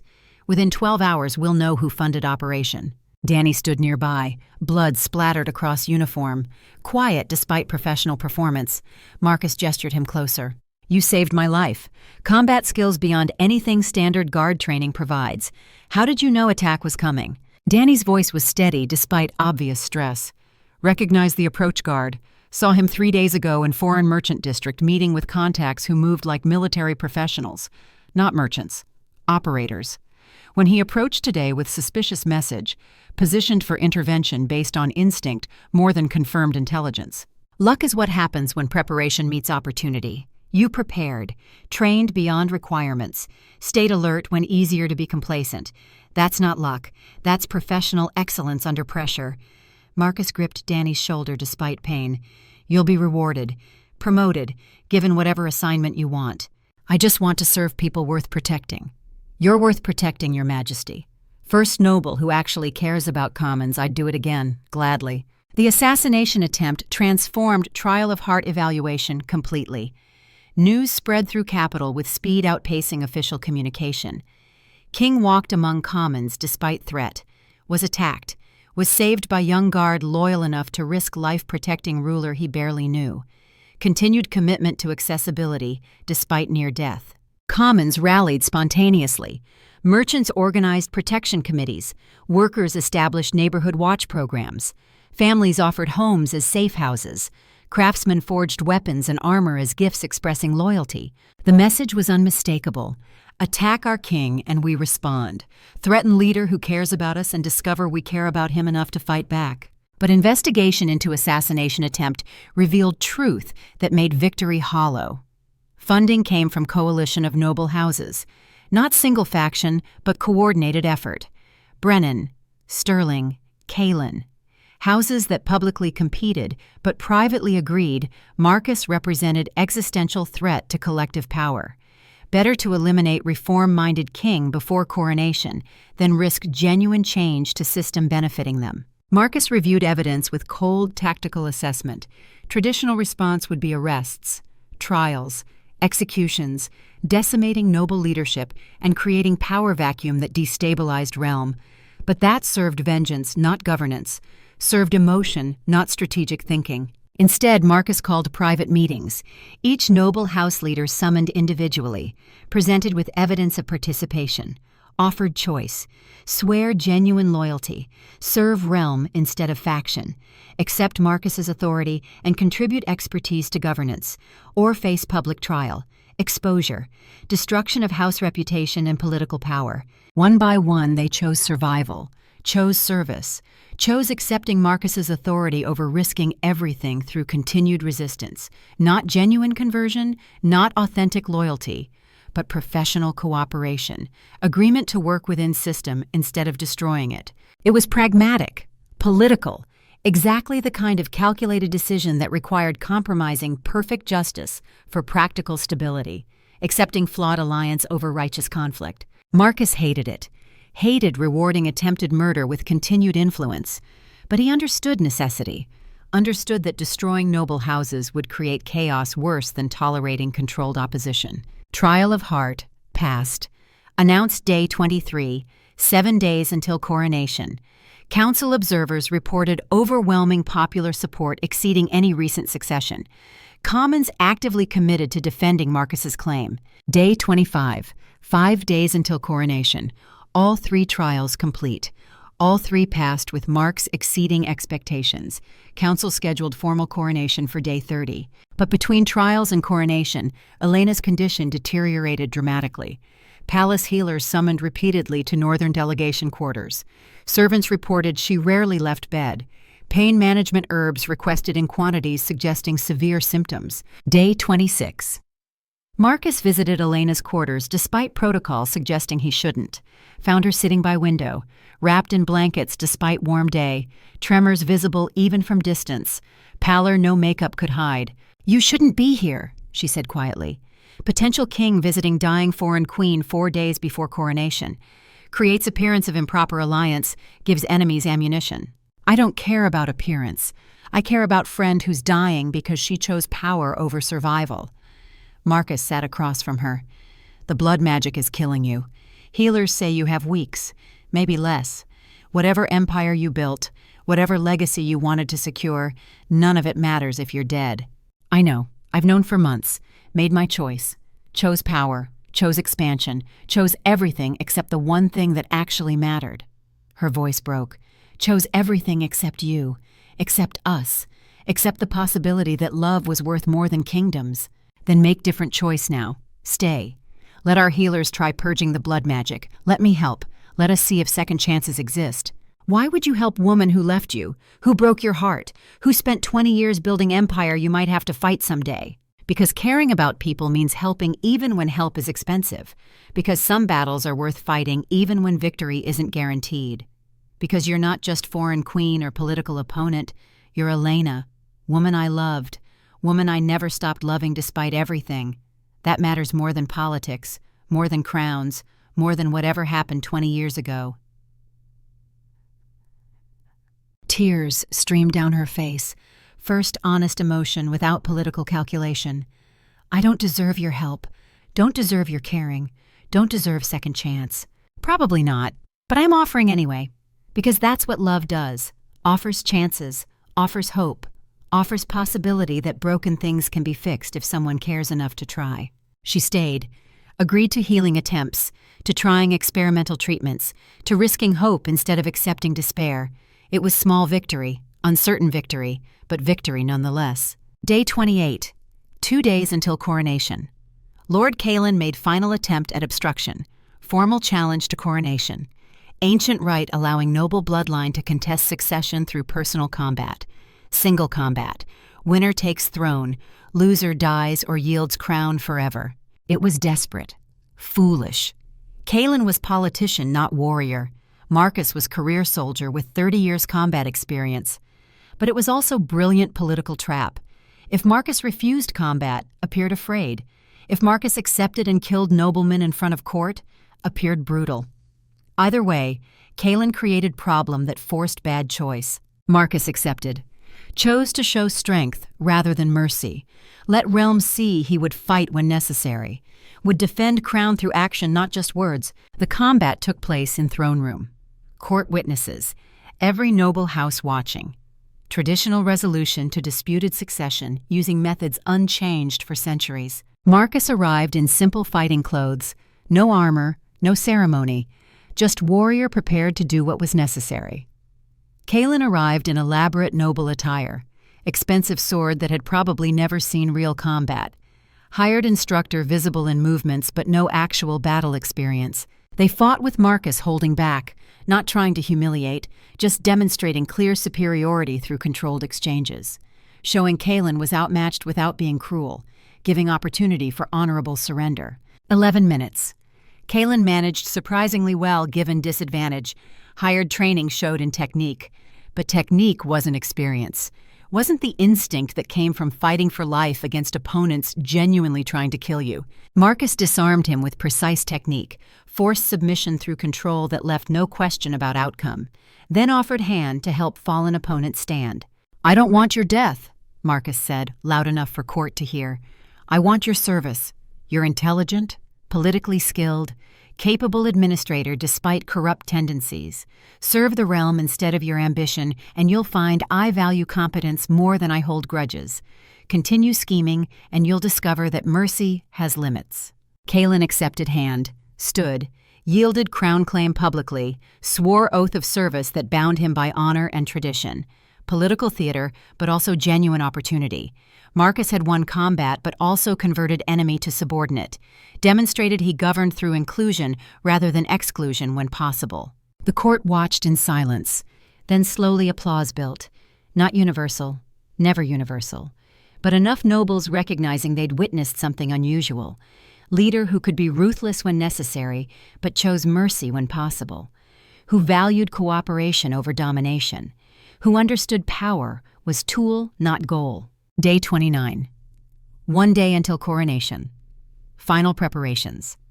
Palace steward coordinating enormous logistical operation. Religious officials preparing sacred rites. Noble houses positioning themselves for ceremony. Guards establishing security protocols. Everyone preparing for event that would transform kingdom's future. Marcus spent evening in quiet reflection, reviewing journey from exiled soldier to king, from refusal to acceptance, from isolation to leadership, from running from destiny to embracing it despite cost. Danny brought final reports. "Sir, palace is secured, guard positions established, all noble houses confirmed attendance. Northern delegation confirmed Queen Elena will attend despite her condition. Common citizens filling streets outside palace. Everyone ready for tomorrow." "Thank you, Danny, for everything, for serving loyally, for saving my life, for being example of what makes this kingdom worth protecting. Soldiers like you, people like you, that's what makes crown worth carrying. Honor is mine, Your Majesty. Serving king worth serving, building kingdom worth protecting. That's privilege, not burden." Day 30, Coronation Day. Day 30, Coronation Day. The ceremony began at noon. Ancient ritual performed in throne room filled beyond capacity. Every noble house represented in formal court dress, religious officials in ceremonial robes, royal guard in dress uniform forming honor corridor, commons filling every available space, packed into galleries and hallways, pressed against windows to witness history. The throne room itself was transformed. Banners of all 5 noble houses hung alongside royal colors, candles lit with ceremonial fire blessed by priests, crown jewels displayed on velvet cushion before empty throne, the weight of centuries of tradition visible in every detail. Marcus entered in formal royal attire that felt foreign despite Taylor's best efforts. Simple compared to some kings, but appropriate for warrior ascending throne. Clean lines, functional elegance, the kind of dignity that came from confidence rather than ostentation. He walked alone down center aisle. No escort, no handlers, just man approaching destiny he'd spent 15 years avoiding and 30 days accepting. Every eye watching, every breath held. The moment when exile became king, when soldier became sovereign, when reluctance transformed into responsibility. Bishop Aldrich performed the sacred rites, ancient words unchanged for generations, calling on divine authority to bless this succession, asking spiritual powers to guide new king, reminding assembled court that kingship was covenant, not just crown, responsibility, not just authority. Do you, Marcus Thornhaven, accept the sacred burden of kingship? Do you swear to protect the realm, to serve the people, to govern with wisdom and strength and mercy? Do you pledge your life to this duty, your honor to this responsibility, your future to this kingdom's welfare? "I do." Marcus's voice carried through vast chamber, clear, certain, no hesitation remaining, no reluctance, just acceptance of burden freely chosen. "I swear to protect, to serve, to govern as best I'm able, to carry this weight until death or abdication, to place realm's welfare above personal comfort. I accept this crown and all it demands." Roy Davies stepped forward carrying the crown. Royal Chamberlain's final duty before new reign began. His hands trembled slightly as he lifted the gold band, emotion breaking through decades of diplomatic control. "King Thomas believed in you when you didn't believe in yourself. He saw potential you denied. He knew you'd accept duty despite hating every political moment. He was right." Roy's voice was quiet. Private moment in public ceremony. "Wear it well, Your Majesty. The realm needs you, more than you know, more than you probably want, but needs you nonetheless." The crown settled onto Marcus's head with weight that was more than metal. Every king who'd worn it, every decision they'd made, every burden they'd carried, all of it pressing down through simple gold band into bones that would bear this weight until death or abdication ended the obligation. Marcus stood, turned to face assembled court, looked out over nobles and commons and guards and priests, all of them waiting to see who their king would be, what kind of leader this reluctant warrior would become. "I accept this crown," he said simply. "I accept this burden. I accept responsibility for the realm's welfare. But I also declare that kingship is not isolation, is not absolute authority without accountability, is not power exercised without partnership." He gestured to the 5 noble househeads. "I invite your counsel, your expertise, your cooperation in governing realm that belongs to all of us, not just crown, not just nobles, but everyone from highest lord to poorest commoner, all of us together, all of us building future worth protecting." Then he looked at Elena, sitting in diplomatic section, pale, weak, but present despite cost. Woman he loved fighting battle against her own body while he fought for kingdom. "I also announce that Queen Elena Volkov of the Northern Kingdom will remain in Southern Kingdom under royal protection during healing treatment. She is guest. She is ally. She is friend. Anyone threatening her threatens me. Anyone helping her healing serves the realm. Because kingdoms don't have to be enemies. Leaders can cooperate instead of compete. This is first step toward that future." The court erupted. Shock, calculation, support and opposition in equal measure. But Marcus didn't care about political reaction, cared about doing right thing, about helping woman he loved, about proving second chances existed. Bishop Aldrich spoke formal conclusion. "By sacred authority, by ancient tradition, by will of the gods and consent of the governed, I present King Marcus I, long may he reign." "Long may he reign!" The response echoed through chamber. Guards, nobles, commons, all voices joining in traditional acclamation. Some genuine, some political, but loud enough to shake stone walls. King Marcus I stood before his realm, reluctant king who'd earned crown through demonstration, bachelor ruler who'd proven worthy through trials instead of politics, leader who valued capability over connections, caring over calculation. The realm had its king. Time would tell if choice was wise.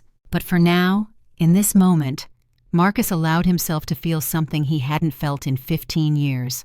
Hope for the future, for the realm, for Elena's healing, for possibility that doing right thing mattered more than winning political game, for chance that love and duty could coexist instead of destroying each other. The ceremony concluded with feast, formal celebration where court politics would resume beneath veneer of celebration. But Marcus had done what he came to do, had accepted crown, had committed to burden, had announced values that would guide his reign. Elena found him during feast, moving slowly, supported by attendants, but determined to speak directly. "Thank you," she said quietly, "for the protection, for the healers, for caring when you had every reason not to, for being a better person than I was 20 years ago, for showing me second chances are possible. Don't thank me yet. Wait until healers actually succeed, until blood magic is purged, until you're healthy enough to resume being terrifying northern conqueror everyone fears." She smiled, weak but genuine. "I think I'm done being terrifying conqueror. Maybe it's time to be something else, something better, if I survive long enough to find out what that is." "You'll survive, because I'm not losing you again. Not to blood magic, not to ambition, not to anything. We get second chance, we take it. We see if what we destroyed can be rebuilt. That simple? That simple and that hard, but worth attempting." Evening brought final duty, public address from palace balcony. Commons gathered in square below, thousands of faces looking up, waiting to hear from their new king, waiting to know what kind of ruler he'd be. Marcus spoke without prepared text, just honest words from honest heart. I didn't want this crown. Spent 15 years avoiding it, 30 days fighting it, but I accepted it anyway. Because duty demanded, because realm needed, because you deserved leader who'd try, who'd care, who'd remember your people, not just subjects, names not numbers, citizens worth protecting. I can't promise perfection, can't guarantee I won't make mistakes, can't swear every decision will be right, but I can promise honest effort, can commit to listening, can pledge to remember that power is responsibility, not privilege, that crown is burden, not trophy, that your welfare matters more than my comfort. Together we'll build future worth protecting. Together we'll create realm worth serving.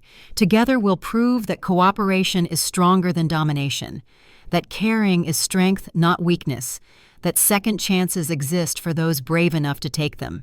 The crowd erupted, cheering, celebrating, accepting King who'd walked among them, who'd listened, who'd proven he cared through action, not just words. King Marcus I watched his people celebrate, felt weight of crown, felt burden of responsibility, felt hope that maybe, just maybe, reluctant leader was exactly what realm needed. The stars emerged above Capitol, cold, distant, offering no guarantees, just possibility that tomorrow would be better than yesterday. That choices mattered, that love was stronger than fear if you were brave enough to choose it. Marcus had chosen, had accepted crown, had committed to burden, had saved woman he loved, had proven capability mattered more than birthright. Now came the real work, governing, leading, protecting, building future worth the cost. But tonight was for celebrating, for hoping, for believing second chances existed. Tomorrow would bring challenges. Tonight brought hope, and sometimes hope was enough. The coronation had been magnificent. The crown had settled with weight that transformed exile into king. The realm had its ruler. But crowns didn't make leaders. The first days of reign would reveal what kind of king Marcus Thornhaven would actually become. Day 31. First morning as crowned king. Marcus woke to find his quarters had transformed overnight. No longer guest chambers. Now the royal apartments. Ancient rooms where generations of kings had slept and worried and made decisions that shaped the kingdom's future. The bed was larger, the furnishings more elaborate, the weight of history pressing down through every artifact and painting and piece of furniture that had witnessed centuries of rule. Danny arrived with morning reports. The young guard had been promoted to captain of King's personal guard after saving Marcus's life during the assassination attempt. 24 years old, already bearing responsibility that would have crushed lesser men, but earning it through demonstrated capability rather than political appointment. Your Majesty, morning briefing. Council requests audience at 10th bell. 5 noble houses each submitted proposals for first royal decrees. Palace steward needs decisions on staffing. Royal Treasury requires authorization for expenditures. And Queen Elena's healers request consultation about treatment protocols. Marcus absorbed the flood of decisions requiring immediate attention. This was kingship, not ceremonies and crowns, but endless stream of choices, each one affecting real people, real lives, real futures depending on wisdom he wasn't certain he possessed. Schedule council for 10th bell. Tell noble houses I'll review proposals, but make no commitments until I understand full implications. Authorize palace steward to continue standard operations pending my review. And I'll visit Elena's healers personally within the hour. Her treatment takes priority over bureaucratic procedures. After Danny left, Marcus stood at window overlooking palace gardens, where early morning mist clung to carefully manicured paths. Beyond the walls, the capital was waking. Merchants opening shops, workers heading to docks and warehouses, families beginning daily routines that would continue regardless of who wore the crown. All of them now his responsibility, his burden, his reason for accepting weight that grew heavier with each passing hour. A knock. Roy entering without waiting for invitation. Royal Chamberlain privilege hadn't changed despite new king. Your Majesty, forgive the intrusion, but there's situation requiring immediate attention. Northern Kingdom's delegation received urgent message overnight. Elena's brother Dmitri reports political instability. 3 provincial governors attempting to seize control in her absence. Northern Kingdom risks civil war without clear authority. Marcus felt cold tactical assessments settle over him. Elena's empire was collapsing. The conquests she'd built through strength and blood magic were fragmenting the moment her iron control was removed. What's Elena's condition this morning? Is she strong enough to address this? Healers say she's declining. Blood magic purge is more difficult than anticipated. She's barely conscious most days, certainly not capable of governing distant kingdom while fighting for survival here. Then we have choice. Let Northern Kingdom collapse into civil war, or intervene to stabilize situation until Elena recovers enough to resume control. Marcus turned from window. What's your counsel? Roy's expression was calculating. Political instincts, evaluating options. Intervention risks accusations of conquest. Southern Kingdom seizing northern territories while their queen is incapacitated under our protection.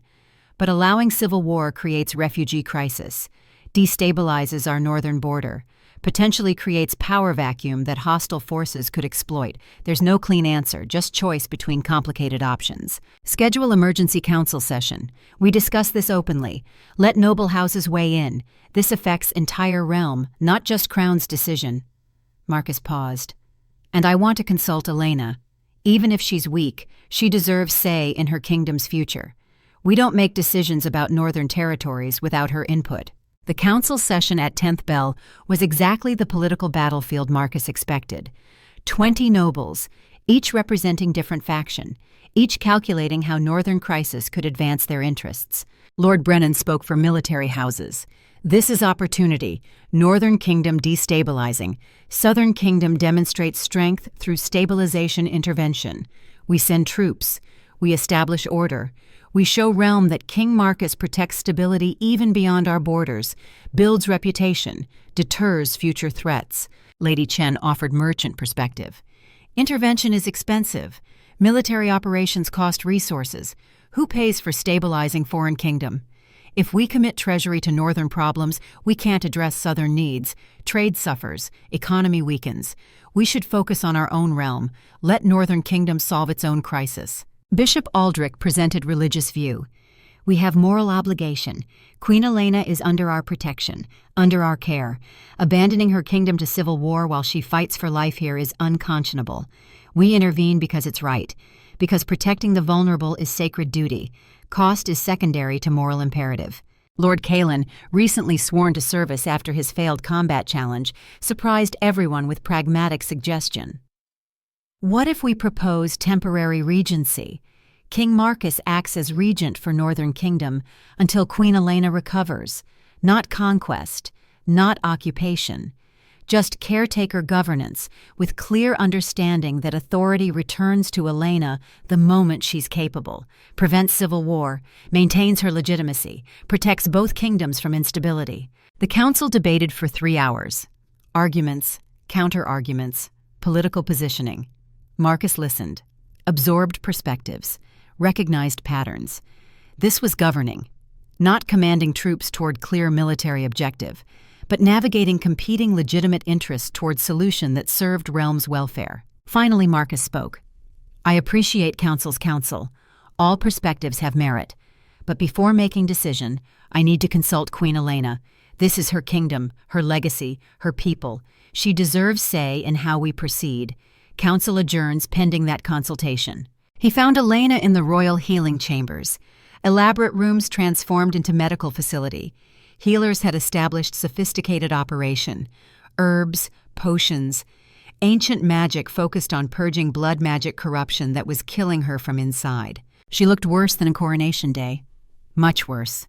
Skin pale as winter snow, hands trembling even in sleep, breathing shallow and labored.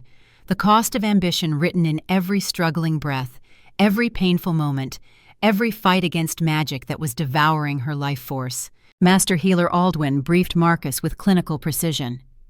Your Majesty, Queen Elena's condition is grave. Blood magic has integrated into her fundamental life force.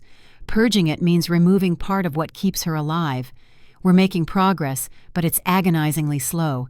She has moments of lucidity, brief periods where she's conscious and coherent, but they're becoming rarer. We estimate 6 weeks before purge is complete, if she survives that long. Can she handle brief conversation? Urgent matter requires her input.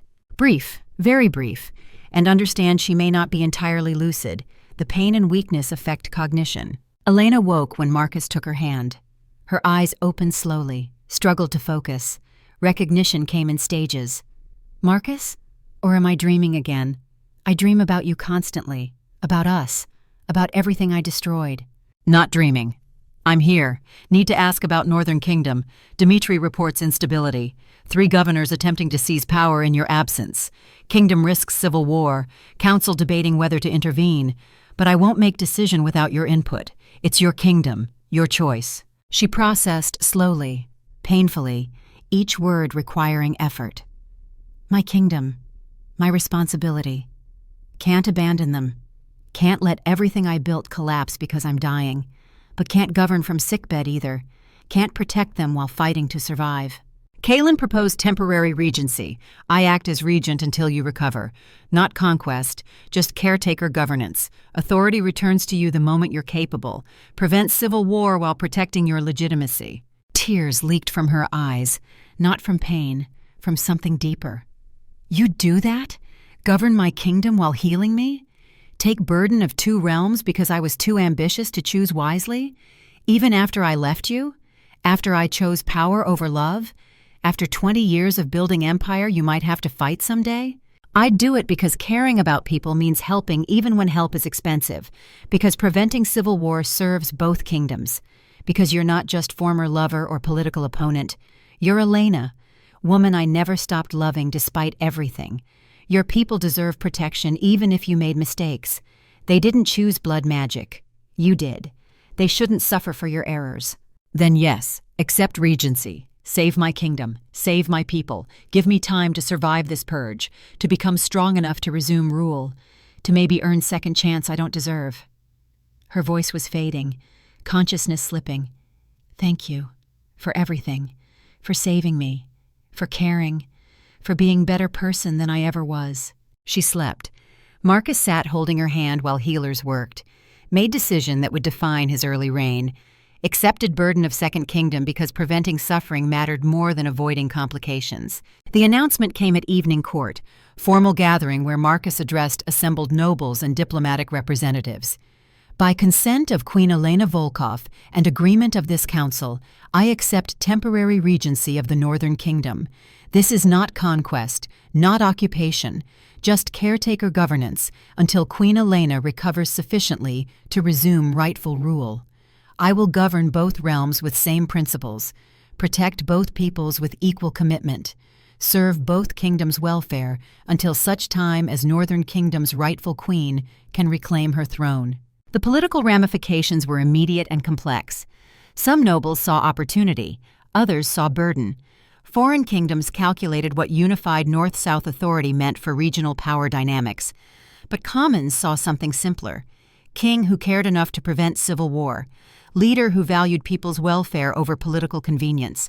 Week 1 of Marcus's reign brought crushing workload. Governing one kingdom was complicated. Governing 2 simultaneously while one's queen fought for survival was nearly impossible. Days blurred into meetings and decisions and problems requiring immediate attention. Northern Kingdom's governors were summoned to capital, made to swear loyalty to regent king and rightful queen. Given clear message, serve people or be removed. Most chose cooperation. 2 required replacement with administrators Marcus trusted. Danny accompanied him to northern territories, helped establish authority, demonstrated that Regent King's protection extended beyond southern borders. But the real challenge was balancing competing needs. Southern nobles wanted attention on their realm. Northern territories needed stability. Elena required constant care. Commons deserved accessible leadership. Guard needed direction. Treasury required management. Religious authorities demanded consultation. Every hour brought new crisis requiring wisdom Marcus wasn't certain he possessed. Roy found him late one night reviewing reports. Your Majesty, you've been working 18-hour days. You'll collapse if you maintain this pace. Can't collapse. Too many people depending on me. Southern Kingdom needs stable governance. Northern territories need confident authority. Elena needs me present during lucid moments. I don't have luxury of rest. Even kings need sleep. Need moments of peace. Need time to process and recover. Roy's voice was gentle. Thomas worked himself into early grave. Don't repeat his mistake. Delegate, trust advisors, accept that you can't personally solve every problem. Who do I trust? Which advisors actually serve realm versus serving their own interests? Every noble house has agenda. Every faction pushes their priorities. How do I know who's genuinely helping versus manipulating? You trust the ones who were loyal before you had power to reward them. Danny, Cole, Sarah, Margaret Davies. Even Kaelin has proven surprisingly reliable since swearing service. Build your inner circle from people who demonstrated character before Crown's complicated relationships. Then delegate. Let them handle details while you focus on decisions only King can make. It was wise counsel. Marcus began restructuring governance, created formal advisory council from proven allies. Danny oversaw security for both kingdoms. Cole commanded combined royal guard. Sarah managed intelligence networks. Margaret coordinated with noble houses. Kaelin administered treasury oversight. Each one given clear authority. Each one trusted to serve realm's interests. Week 2 brought different challenge. Noble houses testing new king's boundaries, each one probing to see where authority was firm and where it could be bent, where independence ended and manipulation could begin. House Brennan proposed aggressive military expansion. Lord Brennan presented elaborate plans during formal council session. Your Majesty, Northern Kingdom's military infrastructure is decades behind Southern standards. Fortifications outdated, weaponry obsolete, training facilities inadequate. House Brennan offers comprehensive modernization program. We fund improvements. We provide expertise. We transform Northern military into professional force matching Southern capabilities. It sounded reasonable, generous even, until Marcus read the fine print. And in exchange? Preferential contracts on all future military equipment, both kingdoms. 20-year exclusivity agreement. We supply weapons, armor, fortifications. You guarantee purchase from Brennan sources. Everyone benefits. Realm gets better defenses. We get business certainty. Everyone except commons who'll pay inflated prices because monopoly contracts eliminate competition, Marcus said calmly. Declined. Northern military infrastructure will be modernized through open bidding process. Best quality at best price. House Brennan welcome to compete on merit, but no preferential treatment for political supporters. That's corruption disguised as efficiency. Brennan's expression tightened. Not anger exactly. Calculation. Reassessment of how new king could be manipulated. Your Majesty makes strong stand on principle, perhaps overly strong. Northern territories need immediate modernization. Open bidding delays implementation by months, during which time defenses remain vulnerable. Surely expediency justifies reasonable compromise. Expediency that compromises integrity is just corruption with urgent deadline. Northern defenses will be modernized properly, on timeline that ensures quality over speed. If threats emerge before modernization completes, combined Southern-Northern military will address them. No compromises that mortgage realm's future for factional gain. House Chen tried different approach. Lady Chen presented trade proposals during afternoon economic session. Your Majesty, Northern Kingdom has rich natural resources, timber, iron, rare herbs. Southern Kingdom has manufacturing capacity, textiles, metalwork, finished goods. House Chen proposes trade network connecting both kingdoms. We establish warehouses. We coordinate shipping. We facilitate commerce that benefits both realms. Again, it sounded beneficial until Marcus examined details.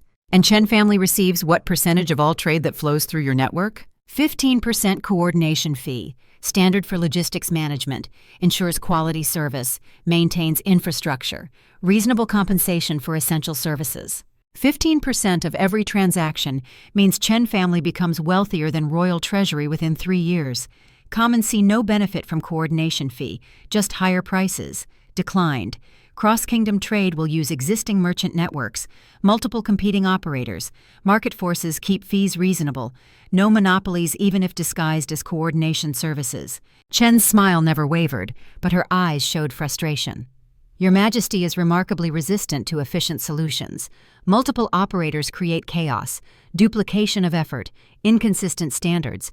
Surely unified network serves realm better than fragmented competition. Unified network serves House Chen's treasury better than realm's welfare. Competition ensures efficiency through market pressure. Fragmentation prevents any single house from controlling economy. I'll take messy competition over efficient monopoly. Every time. How Stirling approached through religious authority. Bishop Aldrich requested private audience to discuss spiritual guidance for young king navigating unprecedented challenges of dual kingdom rule. The bishop's chambers were austere as always, designed to remind visitors of moral weight and divine oversight. Aldrich spoke with certainty that came from decades of evaluating souls and finding most of them wanting. Your Majesty, I wish to discuss concerning trend. You've declined several noble house proposals that would strengthen realm's capabilities, modernize defenses, improve trade, support growth. Yet you refuse cooperation with houses that supported your coronation, houses that represent realm's traditional power structures, houses blessed by religious authority for generations. Marcus recognized trap. Aldrich was positioning refusal of corrupt deals as refusal of divine blessing, conflating noble house interests with spiritual authority, classic political maneuver wrapped in religious language. Your Grace, I respect religious authority's role in providing moral guidance. I welcome spiritual counsel on ethical questions. But I don't confuse divine will with noble house profit margins. When proposals genuinely serve realm's welfare, I'll implement them regardless of which house suggested them. When they primarily advance factional interests disguised as public good, I'll decline them regardless of religious endorsement. My duty is to the realm, not to any faction claiming divine approval. Aldrich's expression could have frozen water. You speak carelessly for king who needs church's blessing. Coronation ceremony placed you on throne. But ongoing religious support maintains legitimacy. Antagonize spiritual authorities and discover how quickly popular opinion shifts when priests question your righteousness. Marcus felt cold anger settle. Recognize this for what it was. Threat. Attempt to control through religious pressure. Exactly the manipulation he'd warned Stirling about during earlier meetings. Your Grace, let me be very clear. I respect the Church. I value religious wisdom. I'll consult spiritual authorities on moral questions, but I won't be controlled through threats of religious censure. If priests want to question my righteousness based on refusing corrupt noble house deals, they're welcome to try. Commons will judge whether refusing monopolies and protecting their interests demonstrates righteousness better than accepting bribes disguised as church-approved policies. I'll gamble on their judgment over yours. After Aldrich left, looking like he'd swallowed something bitter, Roy appeared.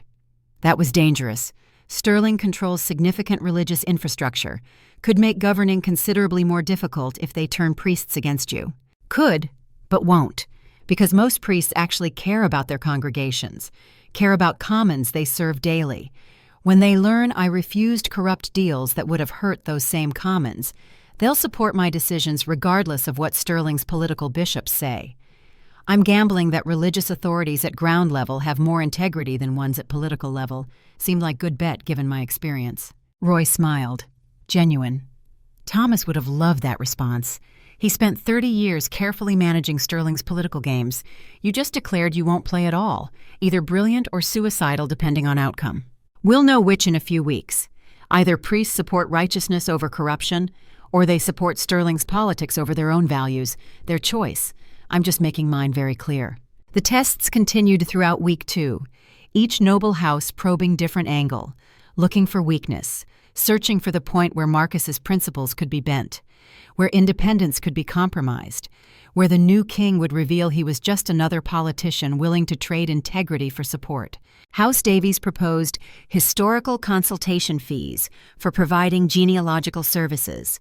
House Murdoch suggested administrative coordination that would have given them oversight of all cross-kingdom governance. Merchant families offered various forms of efficiency improvements that translated to monopolistic control of specific industries. Marcus declined them all, maintained firm boundary, demonstrated that his coronation speech about not being controlled wasn't political theater, was actual governing philosophy he intended to enforce regardless of political cost. By week's end, noble houses had adapted.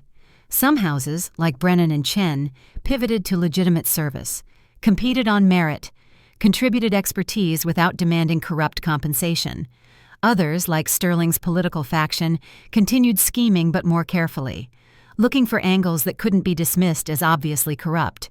But all of them understood their new king would govern on his terms.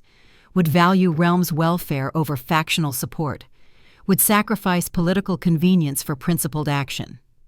That understanding changed court dynamics fundamentally, created new equilibrium where service was rewarded and corruption was punished, where competence mattered more than connections, where integrity beat political maneuvering. It wasn't perfect, wasn't complete victory over court politics, but it was foundation, starting point for governance that prioritized people over players, commons over courtiers, realm's welfare over factional advantage. Week 3 brought Elena's first significant improvement. Healers reported blood magic purge had reached critical threshold. She was conscious more often, lucid for longer periods, still weak, still fighting, but surviving. Actually, surviving. Marcus visited her chambers during evening, found her sitting by window instead of confined to bed. Small victory, precious victory, evidence that impossible odds could be overcome through determination and proper care. "You look better." He sat across from her, careful not to tire her with excessive conversation. "I feel less like I'm dying, which is significant improvement over recent weeks." Her smile was weak but genuine. "Healers say another month of treatment, maybe 6 weeks. Then I'll be stable enough to resume light duties, not full governance, but enough to participate in Northern Kingdom decisions, gradually build back to proper rule. Take whatever time you need. I'm managing both kingdoms adequately, not perfectly, but adequately. Your people are protected, your territory stable, no rush to resume burden that almost killed you. How are you managing? Governing 2 kingdoms while I recover must be exhausting. Add normal king responsibilities, and you're carrying impossible load. I'm managing because I have to, because people are depending on me, because alternatives are worse than exhaustion." He paused. "But honestly, some days I wonder if I'm qualified, if exiled soldier can actually govern effectively. If caring is enough when politics requires calculation, I'm not good at."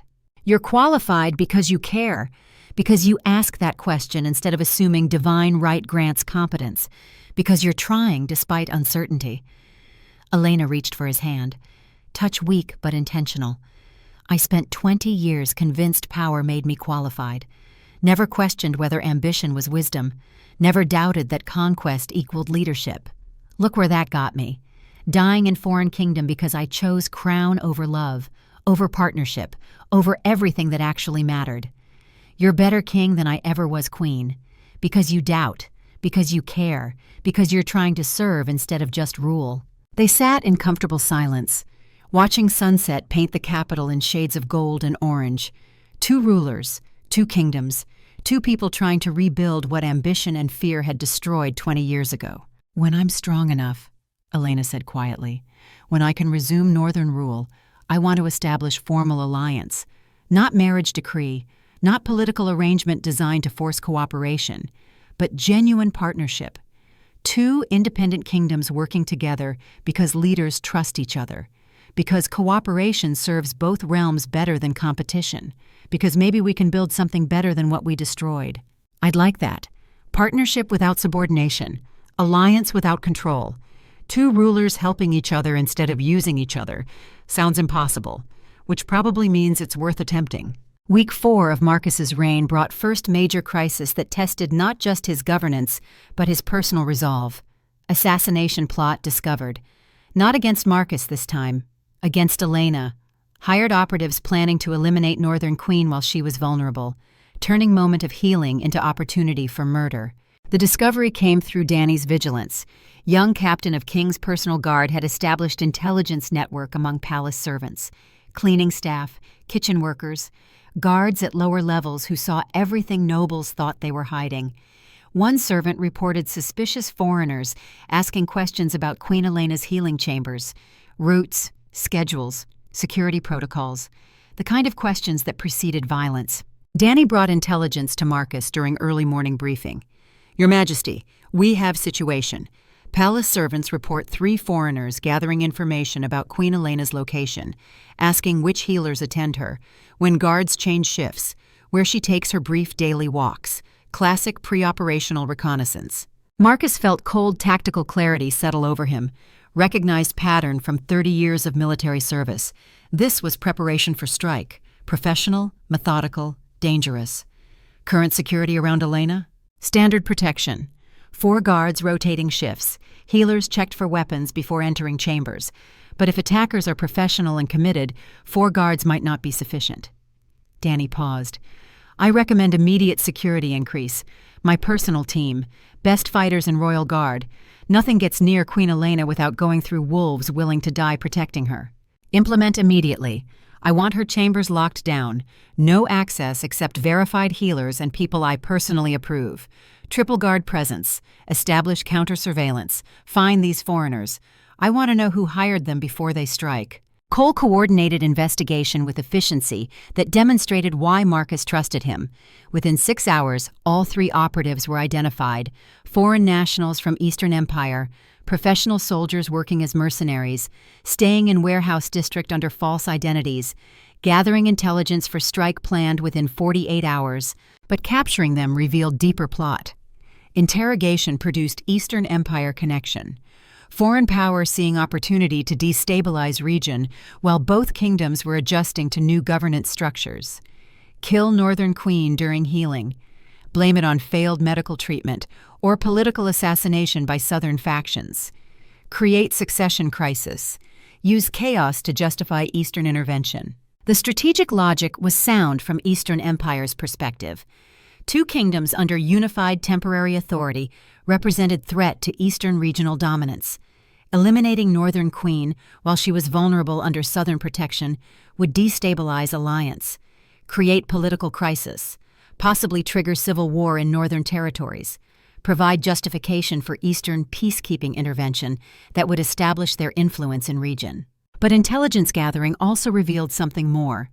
Eastern Empire had approached several Southern noble houses, offered bribes, political support, future trade advantages, in exchange for facilitating the assassination, for ensuring security was conveniently reduced at critical moment, for providing access to Elena's chambers. Cole presented evidence during emergency council session. 3 noble house representatives had accepted Eastern bribes, had agreed to help facilitate assassination: Lord Kaelin's nephew, Sterling's bishop, Brennan's second cousin, each one motivated by different reasons. Kaelin's nephew saw opportunity to eliminate rival power while blaming Eastern Empire. Sterling's bishop wanted Northern Queen removed because she represented pagan magic user in his moral framework. Brennan's cousin calculated that chaos would justify military expansion he'd profit from. The chamber went silent as Cole presented proof. Documented payments, recorded conversations, evidence that couldn't be denied or dismissed. 3 trusted representatives of major houses had committed treason, had conspired with foreign power to assassinate monarch under royal protection. The penalty by law was death, public execution, total destruction of implicated families. Marcus stood before council, felt weight of decision that would define his reign's character. Justice demanded harshness. Treason merited execution. But politics required calculation. Destroying 3 major houses would destabilize the realm, create power vacuum, possibly trigger exactly the crisis Eastern Empire wanted. The evidence is clear. Treason was committed. Foreign power was welcomed. Assassination was facilitated. By law, the penalty is death. But I'm not interested in legal minimums. I'm interested in justice that serves realm's welfare while punishing betrayal appropriately. He turned to face the 3 implicated houses: Brennan, Kaelin, Sterling, each one represented by senior family members who looked shocked by revelations about their relatives. The individuals who committed treason will face public trial. If found guilty, execution is certain, but their family's fate depends on how those families respond. Lord Brennan, your second cousin accepted Eastern bribes, agreed to facilitate assassination. What does House Brennan say? Lord Brennan stood, face rigid with barely controlled fury. House Brennan disavows our cousin's actions completely. We demand immediate family tribunal.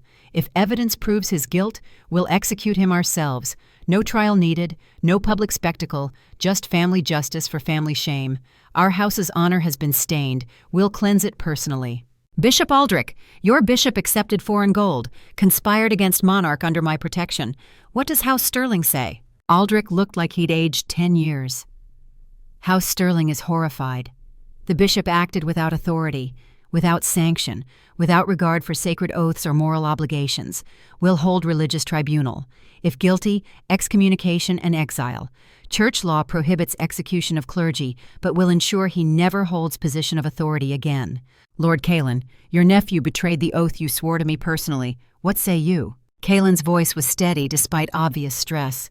Your Majesty, I swore service. I pledged loyalty.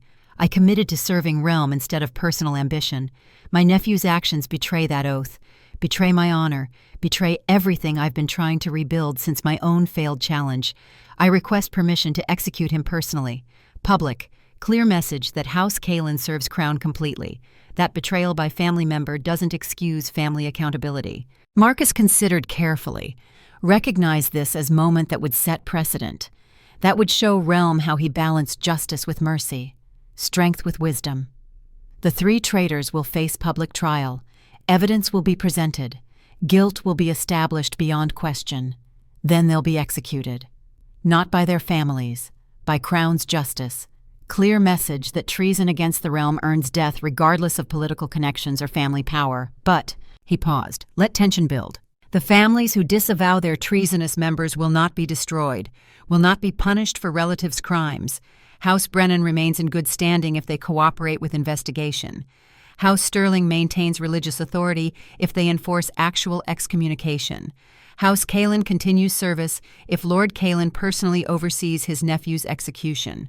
You're being given choice. Support justice completely, or join your relatives in disgrace. Decide. All 3 houses chose justice, chose loyalty to Crown over protection of treasonous family, chose realm's welfare over factional interests.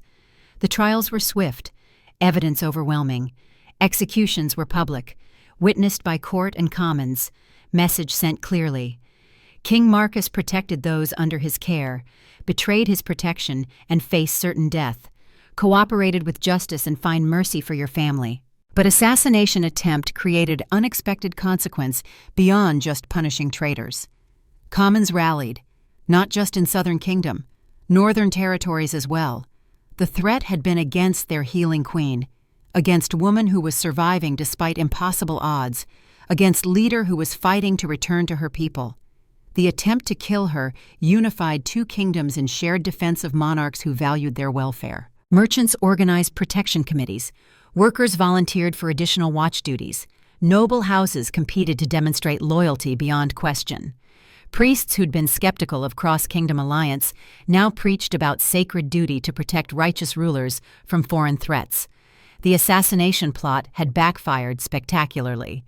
Instead of destabilizing region, Eastern Empire's scheme had strengthened the bond between North and South, between king and queen, between peoples who were learning that cooperation served them better than competition. Week 5 brought Elena's first public appearance since her near death had begun. Palace healers had been hesitant, concerned that public exposure would exhaust her, risk setback in healing process. But Elena insisted. Her people needed to see her, needed confirmation their queen was alive, was healing, was being protected by allied king who valued her survival. Palace balcony was prepared with careful attention to Elena's limitations. Chair positioned so she could sit if standing became too difficult. Attendants nearby ready to assist. Healers monitoring her condition throughout. But also dignity preserved. Northern Kingdom colors displayed. Royal bearing maintained despite weakness. This was Queen addressing her people, not invalid being displayed for sympathy. The crowd that gathered was enormous. Southern Commons mixed with Northern delegation, merchants standing beside workers, noble houses positioned among clergy, thousands of faces looking up, waiting to see their queen, hoping for confirmation she would survive, that healing was working, that death had been defeated by proper care and allied protection. When Elena appeared on balcony, supported by attendants but standing, the roar was deafening, cheering, celebrating, relief visible on faces that had feared their queen was lost. She wore simple Northern Kingdom dress, blue and white, formal but not elaborate, weak but present. The visual confirmation that she lived was worth more than any political speech. Marcus stood beside her, Visible support, tangible protection, king and queen together, not married, not politically bound by law, but allied, partners in governance, partners in survival, partners in building future that served both kingdoms without conquest or subordination. Elena spoke briefly, voice weak, but clear enough to carry. My people, my beloved Northern Kingdom, I stand before you healing, not through magic or conquest, but through alliance, through care provided by healers King Marcus assigned to save my life, through protection his guards provided when foreign assassins sought to end it, through partnership that demonstrates cooperation serves us better than competition ever did. She paused, gathered strength for final statement. I will return to you, will resume governance when healers declare me capable, will lead Northern Kingdom with wisdom earned through painful lessons about the cost of ambition pursued without partnership. But I return not as conqueror queen who rules through fear, as leader who values alliance, who trusts coordination more than domination, who believes two kingdoms working together achieve more than either could alone. We are allies now, by choice, by trust, by shared commitment to building future worth protecting. Together we will prove cooperation is stronger than conquest. The crowd's response shook palace walls, Northern delegation weeping openly, Southern commons cheering their king's wisdom in protecting allied queen. Foreign ambassadors calculating what unified North-South alliance meant for regional power balance. Everyone recognizing they were witnessing something historic, something that changed fundamental assumptions about how kingdoms related to each other. After 5 minutes, healers insisted Elena return to rest. But those 5 minutes changed political landscape fundamentally. Foreign powers saw a unified front that couldn't be exploited through simple assassination. Noble houses saw popular support that made opposing alliance politically suicidal. Commons saw leadership worth defending with their lives if necessary. The balance of power had shifted, not through conquest or political maneuvering, but through genuine care demonstrated through consistent action over 6 weeks of unified governance. Week 6 of Marcus's reign brought resolution to several ongoing challenges. Elena was strong enough to participate in Northern Kingdom governance decisions through advisory role, not full authority yet, but enough to guide policies that affected her people.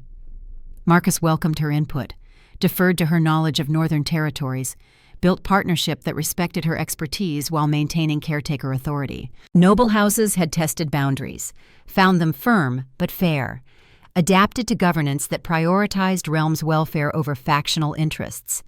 Some houses thrived through legitimate service, others struggled with restrictions on political manipulation, but all recognized Marcus wouldn't be controlled through traditional court politics. Treasury was stable, trade was growing, security was robust. Both kingdoms were functioning effectively under unified temporary authority. The experiment in cross-kingdom governance was succeeding beyond anyone's expectations, but success brought new question. What happened when Elena was fully healed? When she was capable of resuming complete control of Northern Kingdom? Did temporary regency end cleanly? Or had 6 weeks of unified governance created interdependency that complicated separation? Marcus and Elena discussed it during one of their evening conversations. She was strong enough now to walk palace gardens, still weak, still recovering, but mobile, engaged, becoming herself again. In another month I'll be strong enough to resume full governance, Elena said. Healers confirm blood magic purge will be complete. I'll be weak for months afterward, rebuilding strength, relearning how to exist without magic enhancement, but alive, functional, capable of ruling again. And you'll want Northern Kingdom authority returned, which is absolutely your right, your kingdom, your people, your throne. But 6 weeks of unified governance has created connections, trade agreements, military cooperation, shared infrastructure. Separating cleanly will be complicated, might even harm both realms if we're not careful. So we're careful. We transition gradually, maintain cooperation while restoring your authority, build formal alliance that preserves benefits without requiring unified rule, partnership between independent kingdoms instead of temporary regency. Marcus paused. Unless you're suggesting something different. Elena stopped walking, turned to face him directly. I'm suggesting maybe we don't separate completely. Maybe we formalize what we've built, Not marriage, not political merger, but permanent alliance, coordinated governance, two kingdoms, two rulers, one partnership based on trust instead of law, based on caring instead of calculation, based on choosing each other freely instead of being forced together by circumstance. You're proposing formal alliance between equals, Northern Queen and Southern King governing independently but coordinating closely, working together without subordination. I'm proposing we build what we should have built 20 years ago. Partnership. Real partnership. Not one person following another, but both of us leading together, both of us stronger together than we ever were apart. Marcus considered carefully, weighed implications, recognized this was decision that would define both kingdoms' futures, both rulers' legacies, both their lives going forward. Yes, he said simply. Let's build it. Let's prove two rulers can actually help each other instead of hurting each other. Let's show the realm that cooperation is stronger than conquest, that partnership beats domination, that love and duty can coexist without destroying each other. They sealed agreement with handshake, formal, equal, partners in governance, partners in life, partners in building future neither could create alone. 3 months after coronation, King Marcus I addressed joint court. Southern nobles and Northern delegation together, historic gathering representing formal alliance between kingdoms that had competed for generations. Today we formalize what 6 weeks of cooperation has proven. Northern Kingdom and Southern Kingdom enter permanent alliance. Queen Elena Volkov resumes full authority over Northern territories. I maintain full authority over Southern realm. But we govern in coordination. We share intelligence. We support each other's defense. We build prosperity together instead of competing separately. This alliance is not conquest disguised as cooperation. It's genuine partnership between equals, between rulers who trust each other, between kingdoms that choose cooperation over competition. Elena stood beside him, stronger now, healed, ready to resume the burden she'd nearly died carrying. Northern Kingdom accepts this alliance freely. We partner with Southern Kingdom because King Marcus proved through action that cooperation serves both realms better than isolation. He governed our territories fairly while I was dying, protected our people when he could have exploited our weakness, demonstrated that caring matters more than conquest. We ally because we trust, because we respect, because partnership is stronger than domination. The court erupted. Celebration, recognition that something historic had occurred. Two kingdoms that had been rivals for centuries were becoming partners, not through conquest or marriage decree, but through freely chosen cooperation between rulers who'd proven they could trust each other. That evening, Marcus and Elena stood on palace balcony overlooking the capital. The celebrations continued in streets below, commons dancing, merchants toasting, guards raising cups to alliance that promised peace instead of conflict, prosperity instead of war. We did it, Elena said quietly. Built something better than what we destroyed. Proved second chances are real, that mistakes don't have to define futures. We're building it, Marcus corrected. This is beginning, not ending. Alliance needs constant work, constant attention, constant choice to keep cooperating even when it's difficult. We'll have disagreements, complications, moments when partnership is tested. But we chose this. We choose each other. That matters more than perfect execution. I love you, she said simply. First time in 20 years. First honest declaration without politics or calculation or schemes. Just truth. I never stopped loving you. I just chose crown over heart. Chose ambition over partnership. Spent 20 years regretting it. But now I'm choosing differently. Choosing you, choosing us. Choosing partnership over power. I love you too. Never stopped despite everything. Despite anger and hurt and 20 years of distance, you were always the one, the only one. I just needed you to choose partnership instead of conquest. Needed you to choose us instead of throne. Marcus pulled her close. Now we have both. Partnership and crowns, love and duty. Everything we couldn't balance 20 years ago. Let's prove we can build it now. They stood together, king and queen, partner and partner. Two rulers who'd learned through painful experience that crowns without partnership were empty victories. That conquest without love was hollow triumph. That real strength came from cooperation, not domination. The winter stars watched over allied kingdoms, cold, distant, but somehow warmer than before. offering possibility that tomorrow would be better than yesterday, that choices mattered, that love was stronger than fear if you were brave enough to choose it. King Marcus I had chosen, had accepted crown, had governed wisely, had built partnership that served both kingdoms, had proven that reluctant leader who never wanted power was exactly what realms needed. Queen Elena had chosen, had survived near death, had learned that ambition without partnership was poison, had accepted that cooperation was stronger than conquest, had proven that redemption existed for those willing to fight for it.